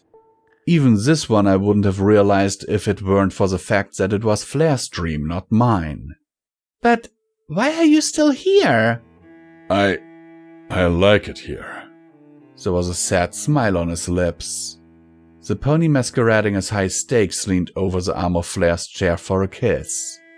Never one to turn away a kiss, Flair obliged the pony, but even from where I stood I could see it was heartless. My squad's back. High Stakes isn't an ass. Hell, you're here too, so everything's set for me. So it's a dream, I don't want to leave. It's not real. Yeah. He waved a dismissing hoof and leaned back further in his throne. Obediently, his security detail flew behind it and fanned out, and High Stakes leaned over the arm and held him. I wake up and suddenly I'm an admiral? Obviously fake as shit, but who cares? Real or fake, I have everything I need. If you aren't going to enjoy it with me, just leave me be. I tried to speak, but he cut me off again. So what if it is a dream? The dream is better. It's like those tunnels, Hired, you remember? Close your eyes and it give you what you wanted. Only this time it's the future I want, not the past I miss. And fuck, I like it. Not like I was doing anything anyway. This wasn't working. I guess it had to be Plan B. By now you should know my Plan B is always the same. I charged. The Pegasi squad quickly fluttered in front of my path, but I bowled through them like they weren't even there. High Stakes tried stopping me as well, and I got to live the fantasy of high-speed headbutting him. With them out of the way, I was free to ram into Flair on his throne. The seat cracked and fell over, sending us tumbling over each other. A few chaotic moments later and I had the Pegasus on his back. My forehoofs slammed down hard on his wings, pinning him down and eliciting a screech of pain. Flair! I yelled. Snap out of it! The Pegasi writhed on the floor, but that only stretched his wings out even more painfully. Why? Why you know it's not real? You can have a real life! One that's worth something! Why? Fuck it, Hired, why fight? His face contorted to a look of anguish. So I can die in 2 years when I relapse or when I get betrayed by the next buck I fuck? I've never done a single thing right in my life, so who cares if I die here in this dream?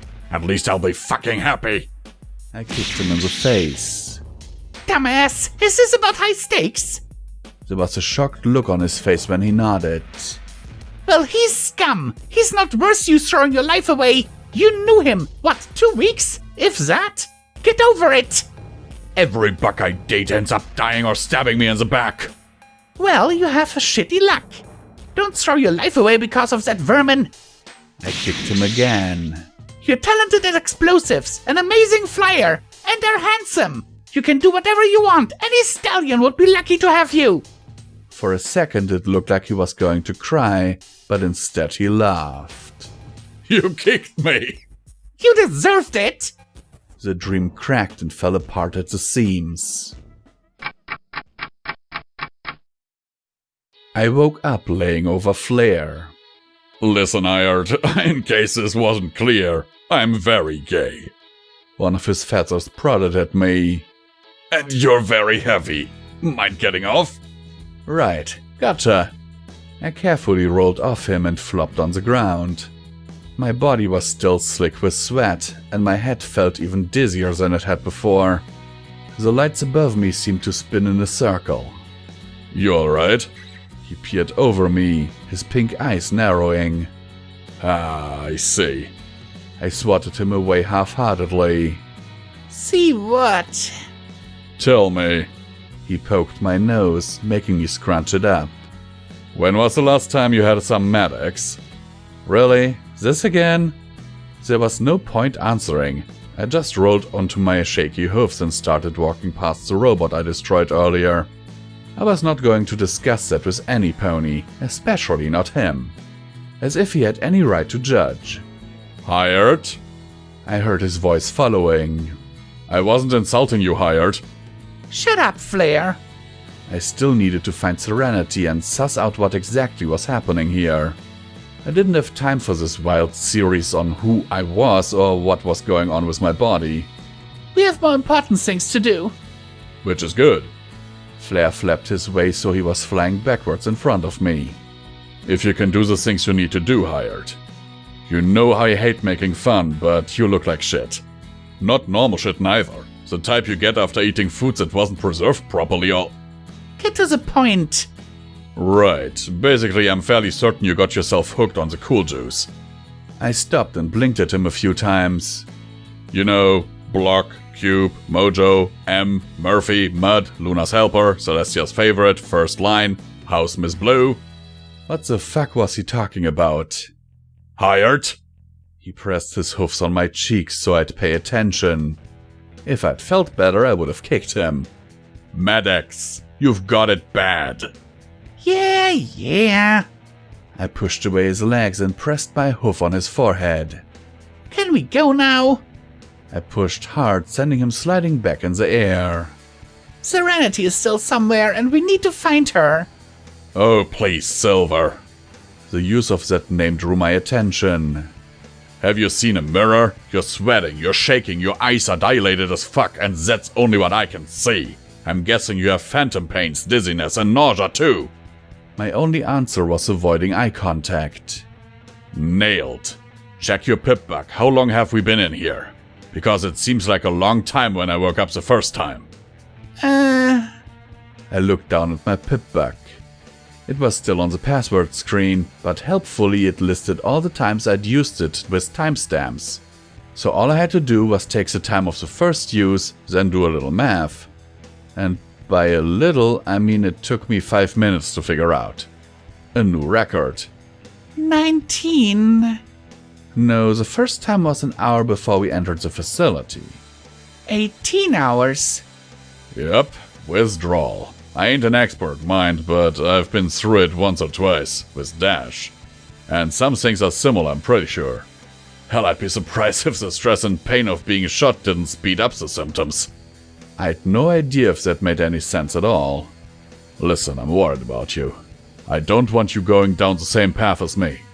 I tried walking past him, but he zipped in front of me. Listen, no, I'm sure this is not the ideal place for an intervention, but hear me out. I know shit like this, okay? So you and I are going to find you a medics so you don't break down. And if we make it back to Dice, you're going straight to the Watchers. He paused. It won't get rid of the problem. You'll still want them, but your body won't need it to survive.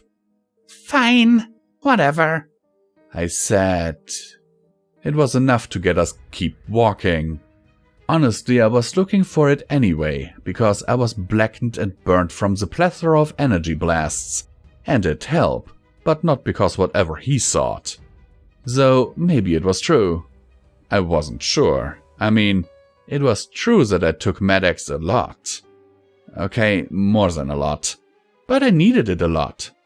I've had the shit kicked out of me all across the wasteland. If it wasn't for those painkillers, then I wouldn't have survived. Then again, there were a few times I guess I hadn't needed to take it. I guess. But they still helped even then. Flair was so positive, and Blackwater too. And Flair at least would have a good idea on that sort of thing. Maybe once we were safe I was going to have to think it through. Look at everything that happened. I was fairly certain I wasn't an addict, but a part of me nagged at the back of my mind asking, What if you're wrong?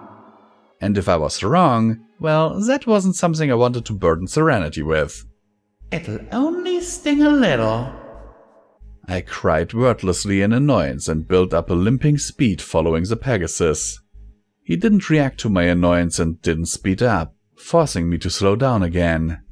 I guess it was for the best because the increased speed had just sent more aches up my already shaky legs. Don't go right, I said when we reached the crossroads. My EFS was flashing a lot of red in that direction. He nodded and we kept going forward. I noticed he caught sight of one of the many laboratories on the right side of the hall. I, however, was far more interested in the door to the left. A certain office with the title of Overseer on it. Sure, the lab could have medics, but that office could have mysteries. And they were almost, if not more, addicting. Where are you going? We're not treasure hunting. Flair said when he spotted me by the door. Shut up, Flair! I tapped my metal hoof against the wooden door. It sounded really hard. After looking around in vain for an access terminal, and then trying my password to no avail, I had to do the unthinkable. Ask Flair for help. Could you knock this door down? Normally I could do it, but I was not feeling strong enough and I didn't want to risk it. I mean, if Flair couldn't, I would, but I'd rather not. Sure can. He flew backwards and towards the ceiling. He gave an over-exaggerated lick of his lips and flashed towards the door at full speed.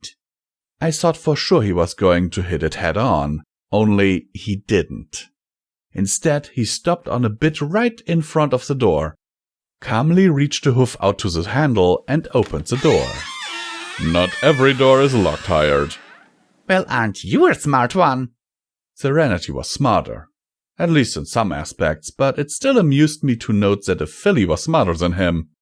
Of course, both were heads and tails above me, but that really wasn't much of a contest. The office interior was fairly large with the fanciest furnishings I'd seen so far. The floor was actually carpeted, though it seemed a bit stained, and the large desk that took up the majority of the room was carved all fanciful. Hell, there was even a bookshelf with a large number of books I would never be able to understand, not to mention the mountains worth of reports. What interested me the most was the terminal. I know I had more important things to do, but I couldn't help my curiosity. What are you doing here anyway? Flair stood in the doorway. Well, more like leaned against the doorway. Something is fucking with us. He seemed to muse over that before nodding. On the monitors, that made us pass out. Whatever that was. It was created here. If we can find out what. I left the ending vague because I was not sure what we could do if we found out. Maybe if the creation process also came with a weakness, but how likely was that? Right, well, I'll stand watch. Celestia above knows why I'm letting you, of all ponies, do the reading and investigating. Well, obviously because I already had the head start. And because I felt like I was dying and needed to sit down anyway to clear my head.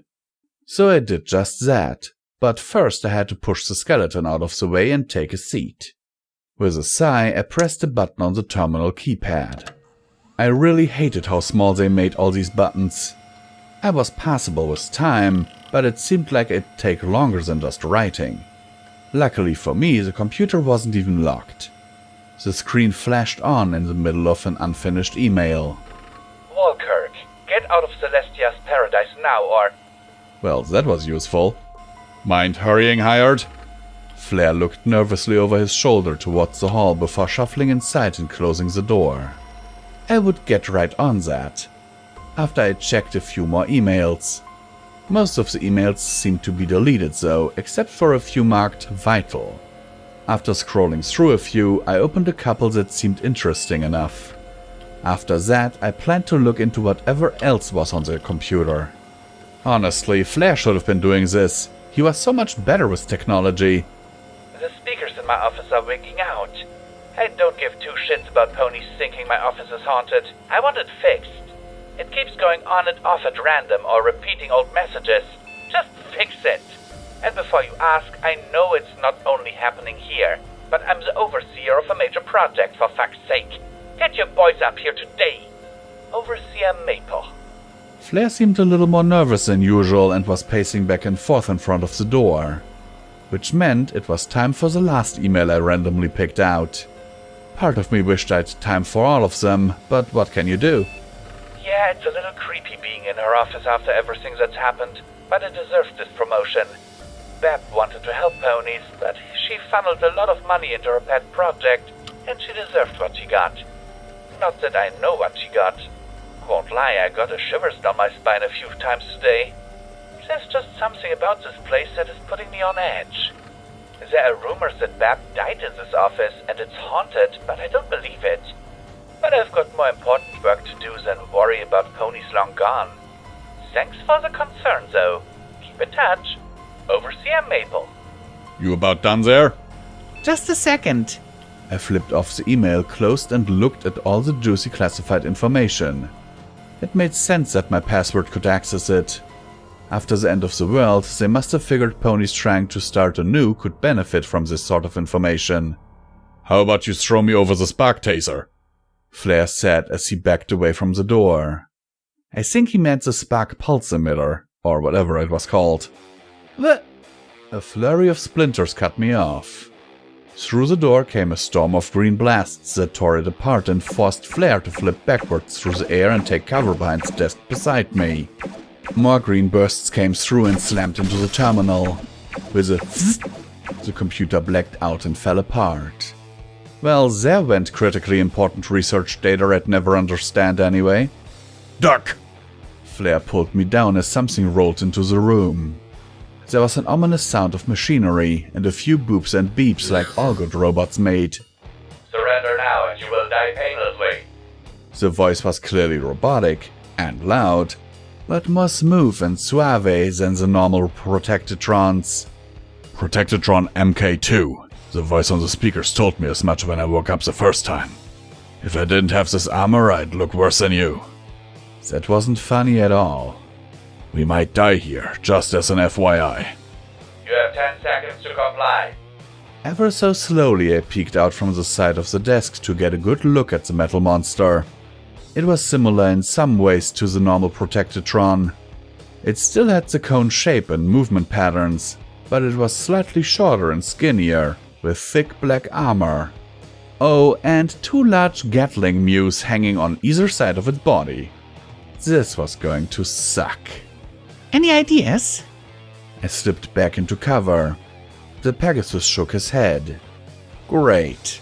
That means the ideas was up to me.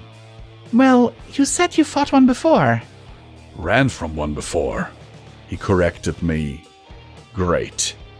They have good tactical sense too. Look at it. It's standing right in the doorway. It knows we're trapped, and it's going to wait us out. Great. To run down where we were facing a heavily armored mini-tank with Gatling lasers without any place to run. And limited cover with only a melee weapon. The level of suck just hit critical mass. Wait! I pulled out my spark pulse emitter. I had a plan and it was awesome. Rolling out behind cover, I quickly went into SATS. This was genius. I could stop time. How could a robot even think about getting me?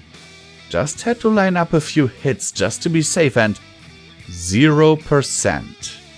I had no idea what that meant, but 0 of anything was bad. The sinking feeling in my gut confirmed just how bad a plan this was. Okay, think. Even in my stop time I could see the starting movement of its guns. Slow, but certain. My only hope was if I get back behind the desk, and the desk could take more of a pounding as I came up with a plan. With a gulp, I slid out of SATS. And realized I wasn't fast enough. The guns were revving. They fired before I could move. Blasts flew through the air. At me. Green globs of death 100 a minute. Well, there was no way I was getting out of this one. My body tried to dive. I just couldn't. A black and blue blur intercepted.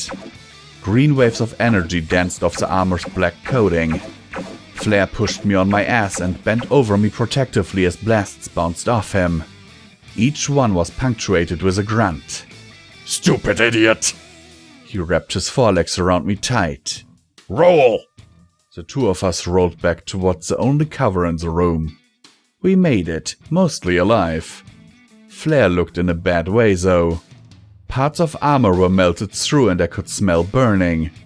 Carefully I nudged him under the desk, where there was more protection. His breath was slow and ragged. Fuck! He closed his eyes tight and coughed roughly. That hurt. Always getting yourself killed. Fuck! Tears stung my eyes. If he died, I don't know what I'd do. Kill that fucker, so we can, be fine. Need to rest. Do you smell smoke? I did my best to smile securely at him as beams of green whittled down our safety. You know what? Fuck this robot. It hurt my friend, and that made it personal. Further delay will result in termination. Yeah, that wasn't happening. Not while I was still breathing. Maybe I was sick and tired and injured, but I was also pissed, and that gave me strength. With my body under the heavy desk, I slowly rose to my hoofs. The desk was heavy, but with a grunt I managed to heft its full weight onto my back. I took a tentative step forward. The desk wobbled on my back, and the weight almost made me fall. Still, there was no other choice but to go forward. And do it fast. I charged as fast as I could. It wasn't enough. Green blasts broke through the desk and slipped past me, singeing my coat. Still, I pressed on and slammed into the advanced robot. It heaved and slid back through the door. Obstruction detected. Obliterating. The revving sound got louder as it started to tear apart my barricade. That was all I needed, though. Without it firing at me directly, I was able to dodge the blasts, climb over the desk, and slam the spark pulse emitter into the robot's bulbous head. Electricity surged through the metallic monster for nearly a minute before it finally went dead. I stumbled backwards from the robot, my eyes stinging from the smoke that it was emitting. My body cried out in pain from the dozens of different burn wounds over the past 18 hours. And all I wanted to do was lie down and rest. Turns out office floors are comfy, so I laid down and closed my eyes. Then I remembered the freaking magic in this place and opened them again, to reveal a ghost standing over me. It was fairly easy to tell it was, in fact, a ghost, by the way it was all see-through and wavy. Unfortunately, it wasn't Wildfire. Instead, a ghostly version of Baptista stood over me, looking almost scared. I was getting tired of her. She didn't stand there for long, as a minute later 3 more ghosts walked into the room. One was a slightly overweight brown stallion, the other 2 just guards. The stallion and Baptista flapped their mouths at each other for way too long before the 2 guards flanked the former overseer and escorted her out of the room. What the fuck? Flair mumbled from his side of the room. Agreed. Eventually, we picked our broken asses off the floor. Flair was in a rough shape, wincing at every step, but he didn't complain but to mention how much of an idiot I was. I had to agree. Running out in front of a super robot was a terrible way to defeat it. We didn't bother talking about the weird vision. It made no sense and we knew it. We also had more important things on our minds, like not dying, and finding serenity. Actually, that was first. Enough of this. I leaned against the wall, looking around the destroyed room. This medic's shit. Help me find my daughter. Find? I know where she is. Flair's lips curled into a small smile. I woke up before. You and Serenity were asleep, so I scooped up the filly and flew off to try and find a way out. I was gonna come back for your heavy ass, but the filly comes first. Anyway, I got cornered, so I stashed her somewhere the robots wouldn't find her. He kicked at the floor nervously. Then I fell asleep again. Sorry. It's fine. I hobbled my way to the door. So much debris in the way. My weak limbs went to work clearing the way.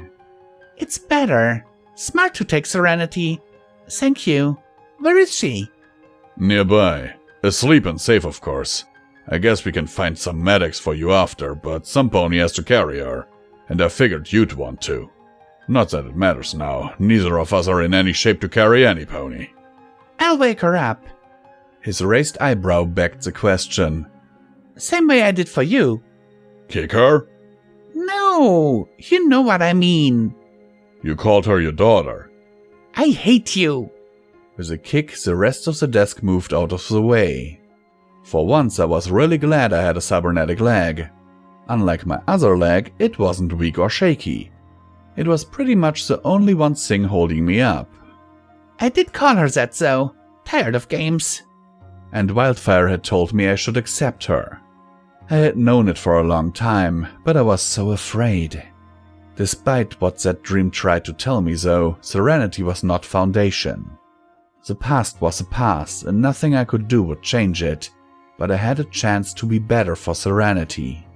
To learn from my mistakes and give her the love she needed. So I had to do that. For her, because she deserved it. Really? Shit, it's about time, Silver. As if I didn't already know that. If she'll have me, after Kharkov. I let the name linger in the air as I pushed the deactivated bot out of the way. For good measure, I also jabbed it again with my spark pulse emitter. Why do you keep calling me Silver? It was a desperate attempt to change the conversation. He followed me outside the room with a noticeable limp. You know, it's your name. I haven't decided which I like better. Hired Storm or Silver Gun? I went to correct him, but realized at the last second that he was mocking me, so I shut up. Really though, Silver Storm is a nice name. Why change it? Because... I took a look both ways and Flare pointed one direction with his wing. Since he had the information of where he put Serenity, I followed his directions. Bad things happened with that name. You mean bad things happened to you? This was the part where I turned to glare at his jackass face. And if you'd notice, bad things are still happening to you. You know, name changes don't actually make your life better. He trotted up beside me and patted my back with his left wing. Seriously, I get it. Run away from your old life, start anew. But the way that thing works is your past always catches up to you. Sooner or later, you have to deal with it. Or it'll chase you down and devour you piece by bloody piece. It starts by tearing out the throat, so you'll bleed out before. Flare? Right, that metaphor ran away from me there. There was a slight pause. Get it? Because... oh, never mind. I mean it though, you have to accept what happened. Changing your name won't change shit. Flare was giving me advice about not running away from the past. I'll just let the irony sink in. Right, got it. We went back to walking. My EFS scanned the area as we went. We passed more than a few tempting labs, but we kept on going. As much as I wanted to explore to find out the secrets, and find medics and healing potions, Serenity trumped those desires. At least Flare had the good sense to take her first and to hide her when he had been cornered. I'd have to thank him after we got to her. As we turned the corner, I noticed something at the end of the hall. A strange staircase that seemed to call to me. Against my better judgment, I ran, well considering how injured I was, towards it. The stairs were made of carefully polished white marble. The small stairway went up 16 steps and, while the bottom of them was fairly wide, it narrowed slightly upon rising. At the top was a pair of large wooden doors set with odd, gilded carvings. Something seemed to call me up the stairs. A powerful force was beyond it, so much so my shoulder was flaring in absolute agony. Hired? Flare rushed to my side when I dropped clutching at the joint where my metal leg was connected to my body. It was lightning coursing through my eyes. Fuck! Hired, are you? Yeah. I grunted. His eyebrows were furrowed as he looked down at me. Fine. Just the magic burned through my body. Beyond that door. He turned to look up the stairs. Something magical. Powerful. Part of me already knew what. In the observation room where we saw the video of that pony. It was taking a video of the room beyond those stairs. One more mystery. Some of the pieces to unravel the puzzle I already had, but I couldn't help but think I was missing something. Yeah, I figured you'd want to see that. He attempted to help me up, but apparently forgot how much I weighed. Can you get up? Yeah. Slowly I did, trying my best to ignore the pain in my body. While the pain didn't leave, I grew accustomed to it enough to get to all fours.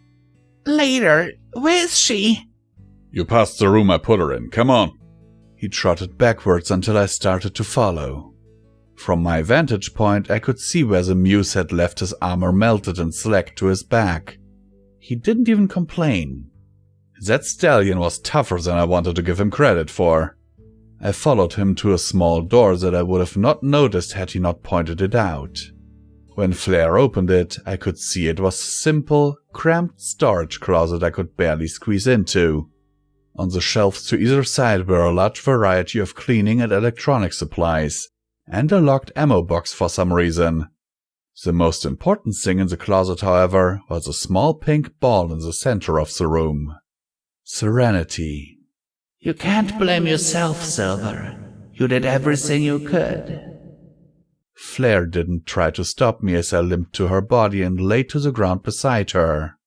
Her chest rose and fell in short, shallow breaths.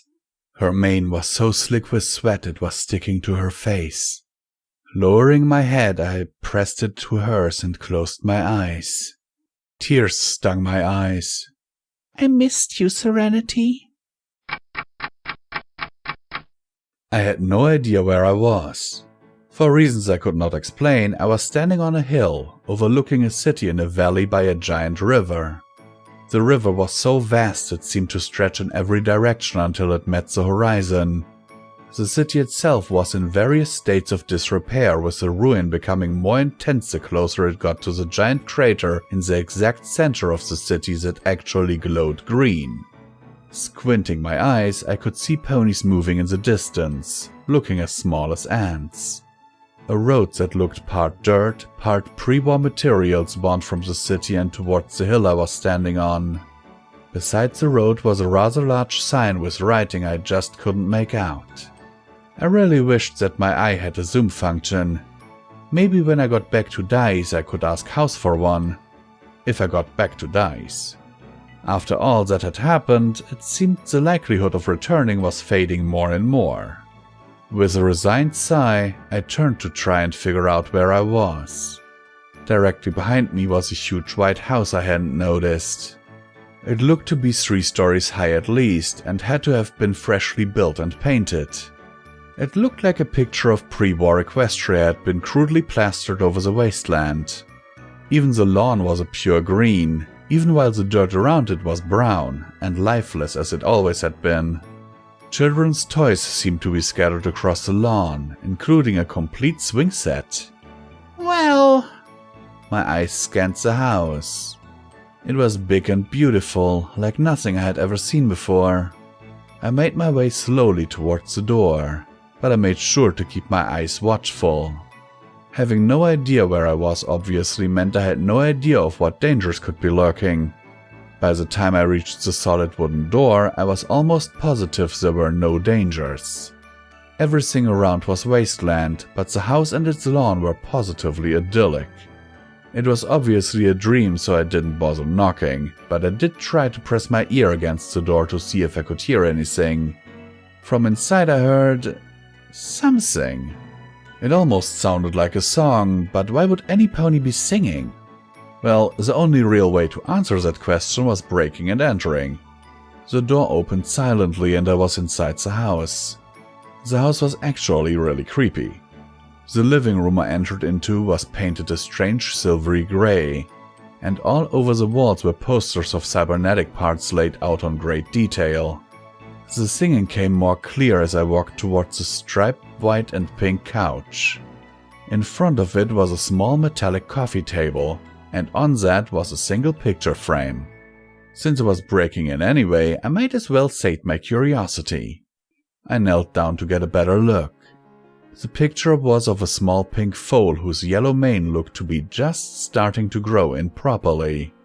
Though she was young enough to still be in her diapers, the foal was leaning over a magazine depicting an artificial leg with a screwdriver in her mouth. Above her, on the frame, were the words, "She is always watching over you." It didn't take a genius to figure out who the foal was. Part of me wished I could steal it for myself, but I was fairly sure this was a dream. Which meant no stealing baby pictures, no matter how cute. The singing got louder, but I still couldn't make out the words. However, it was easy to tell they were coming from upstairs on the far side of the living room. When I made my way across, I noticed the stairs were actually carpeted, and in alternating colors of green and yellow. The entire stairway was blue, which made the whole thing look a little gaudy. About halfway up it, I started to hear the words of the song. It's a big world, baby, and you're little for a little while. The hallway at the top was painted a deep blue that made the room look smaller than it was. The carpet was toxic green, and the only door, strange that, was purple. It was cracked open slightly, and I thought I saw movement on the other side. The singing got clearer as I got closer. It's a big world, baby, and you can fiddle in your own style.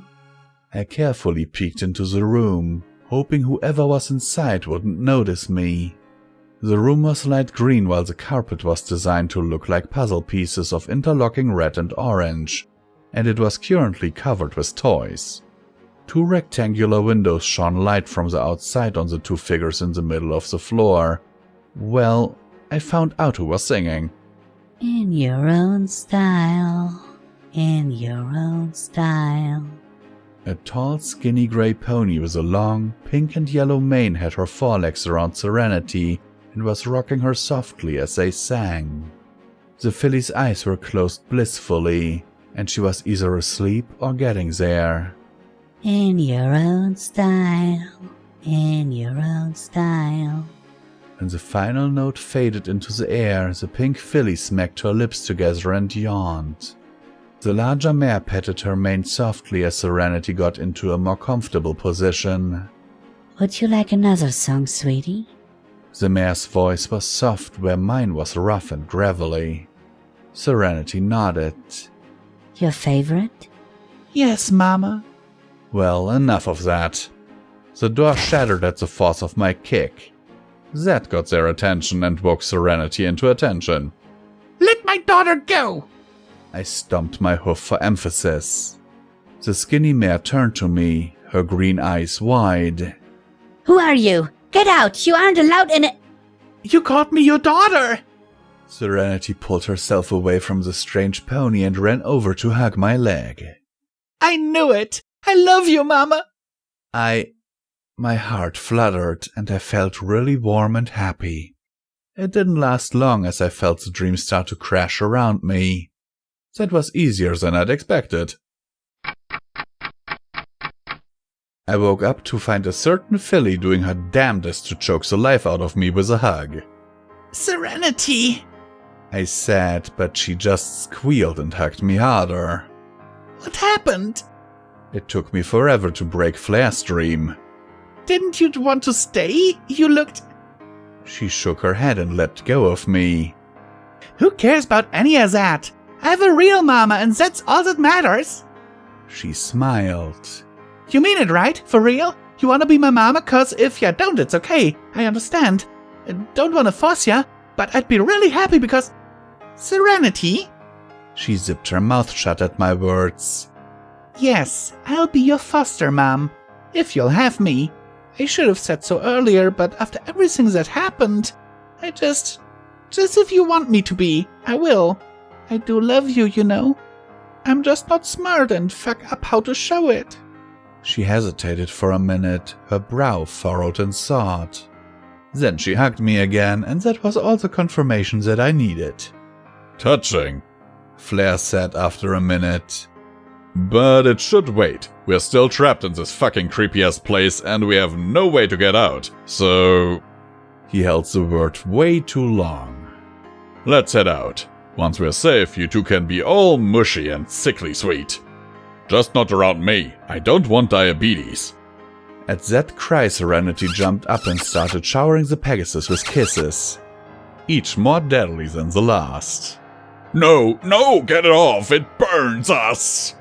Flare fell in a dramatic flare of wings and twitching legs.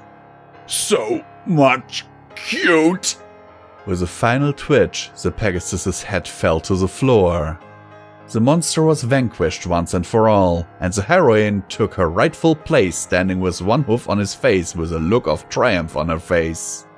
As much as I wanted to play there with Serenity forever, we had things to do. For one thing, confront what was behind those strange doors, and then find our way out.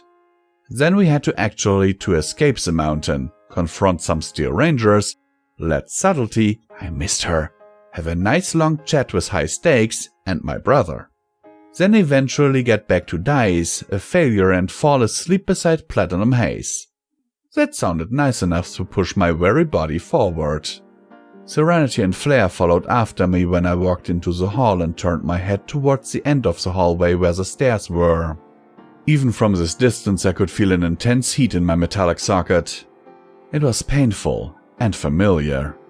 As far as I was concerned, that room was the answer to what happened here, and I had to find out. Are you sure we should go in there? Flare asked. I mean, it's kinda, Not even sure where we are. Weren't we in a security room? Serenity asked. Oh, right. I quickly gave Serenity the short version of everything that had happened since we got knocked out the first time. She bobbed her head in tune with what I said, so I had to assume she understood. Considering it was Serenity, she definitely understood if I did. She was just that much smarter than I was. So we made our way towards the double doors. The walk seemed longer than it should have, and each step sent shockwaves up my body. My body was still weak, and it had been getting weaker since I'd woken up. But I had to keep going. Since I was young, I had always been able to take more than most ponies. And this was no different. In time, I'd rest, so I kept moving to get to that time. In my mind, figuring out what happened was the key to getting out of here and getting the long rest I needed. So just a few more steps. We reached the 16 stairs and looked up at the doors. It was close now and my shoulder was in agony. I could take it though. To escape, to get free. I could take it. Now that I had Serenity with me, I was determined not to let anything stop me. Just a few more steps and I'd be there. Find the truth, and then we could escape. What do you think that pony is? Serenity asked as we ascended the stairs. I had a few ideas, but nothing solid to go on. Whatever that pony in the monitor was, it was something powerful. Maybe evil. Still, if it was behind that door, I'd have to meet it. Maybe it'd kill us. But if that was the case, it could have killed us at any time. I really hated this place, if that wasn't clear already. But we were stuck here until we could escape. I was positive that something behind this door could help. I could feel it. So we had to try. It was the only way, and yeah, it totally sucked, but what choice did I really have? Let's find out. I opened the door and held my breath. Level up. New perk. Intense training level 3. Through hard work and extensive body modification, you almost have an average intelligence. Intelligence +1. Skill node. Magical energy weapons 25. Hello and welcome everyone, this is once again Common Thomas Visual Pony, and once again I will remind you that you can support Pony&Wolf Productions through the links down in the description below. Every dollar helps is needed and very much appreciated and very much helps us to keep the lights on around here. And now let me get into this because, oh my god, there's so much in this chapter. If you watch my behind the scenes video tomorrow, then you will actually see that I paused a few times, and this was actually recorded in one sitting. Well, 1.5 sitting, because I took a short break in between to have some food. But oh my goodness, am I glad that I'm done. The beginning of this chapter, like with Wildfire telling her, here, just finally accept it, you're her mother. Just tell it to her already. Beautifully done. I love it. And however, as in the last chapter, in the last comment time, I will have to mention, this chapter could have been chopped up into at least 3 different chapters. And I hate it that faux authors think they have to do this. I loved the whole thing with at the beginning, like with Wildfire, when she said, "Even if I was real, there's nothing I can do to make you believe it." You know, that was actually pretty masterfully done. That will always, cast some doubt on what actually happened here for Silver. And I loved it. That was actually really well done. The rest here, there was the ghosts and all that shit. I don't know, to be quite honest with you, my friends. But yeah, we will see where this leads. I don't quite know myself, but I know that at least the next chapter is a little bit shorter. The one after that is shorter again. And oh my goodness, I just want this to be over by now. Sincerely yours, Visual Pony. I'm signing off, and I hope that this video finds you well in body and mind. We here at Pony&Wolf Productions thank these amazing patrons of ours for their monthly support, without which all of this would not be possible. We sincerely appreciate it, and every dollar helps, is needed, and will be used to keep us going to produce audiobooks for your continued enjoyment. It is, now more than ever, important that you support your favorite creators if possible, due to YouTube changing in a way that is not very friendly to content creators. Especially small content creators, like us. In recent months, the names you see on screen have enabled Midnight and Visual Pony to keep going and only having to sell off part of their belongings to not end up on the street. As an incentive for everyone, Visual Pony has broken a vow and has promised to read and record FalloutEquestria, Murky number 7, should the monthly support reach $1,500. To be clear, this is the absolute minimum amount needed to keep the apartment and all bills paid without starving, while a production of this size is ongoing. The estimated time for this production would be 3 to 4 years, but people already said that Project Horizons was impossible to do, right? And now look who did it, so with Pony&Wolf, you know we can finish the job. For further information on how to support us, please have a look at the description of this video, as there are also other ways, like our merch store. Sincerely and forever yours, your Pony&Wolf team.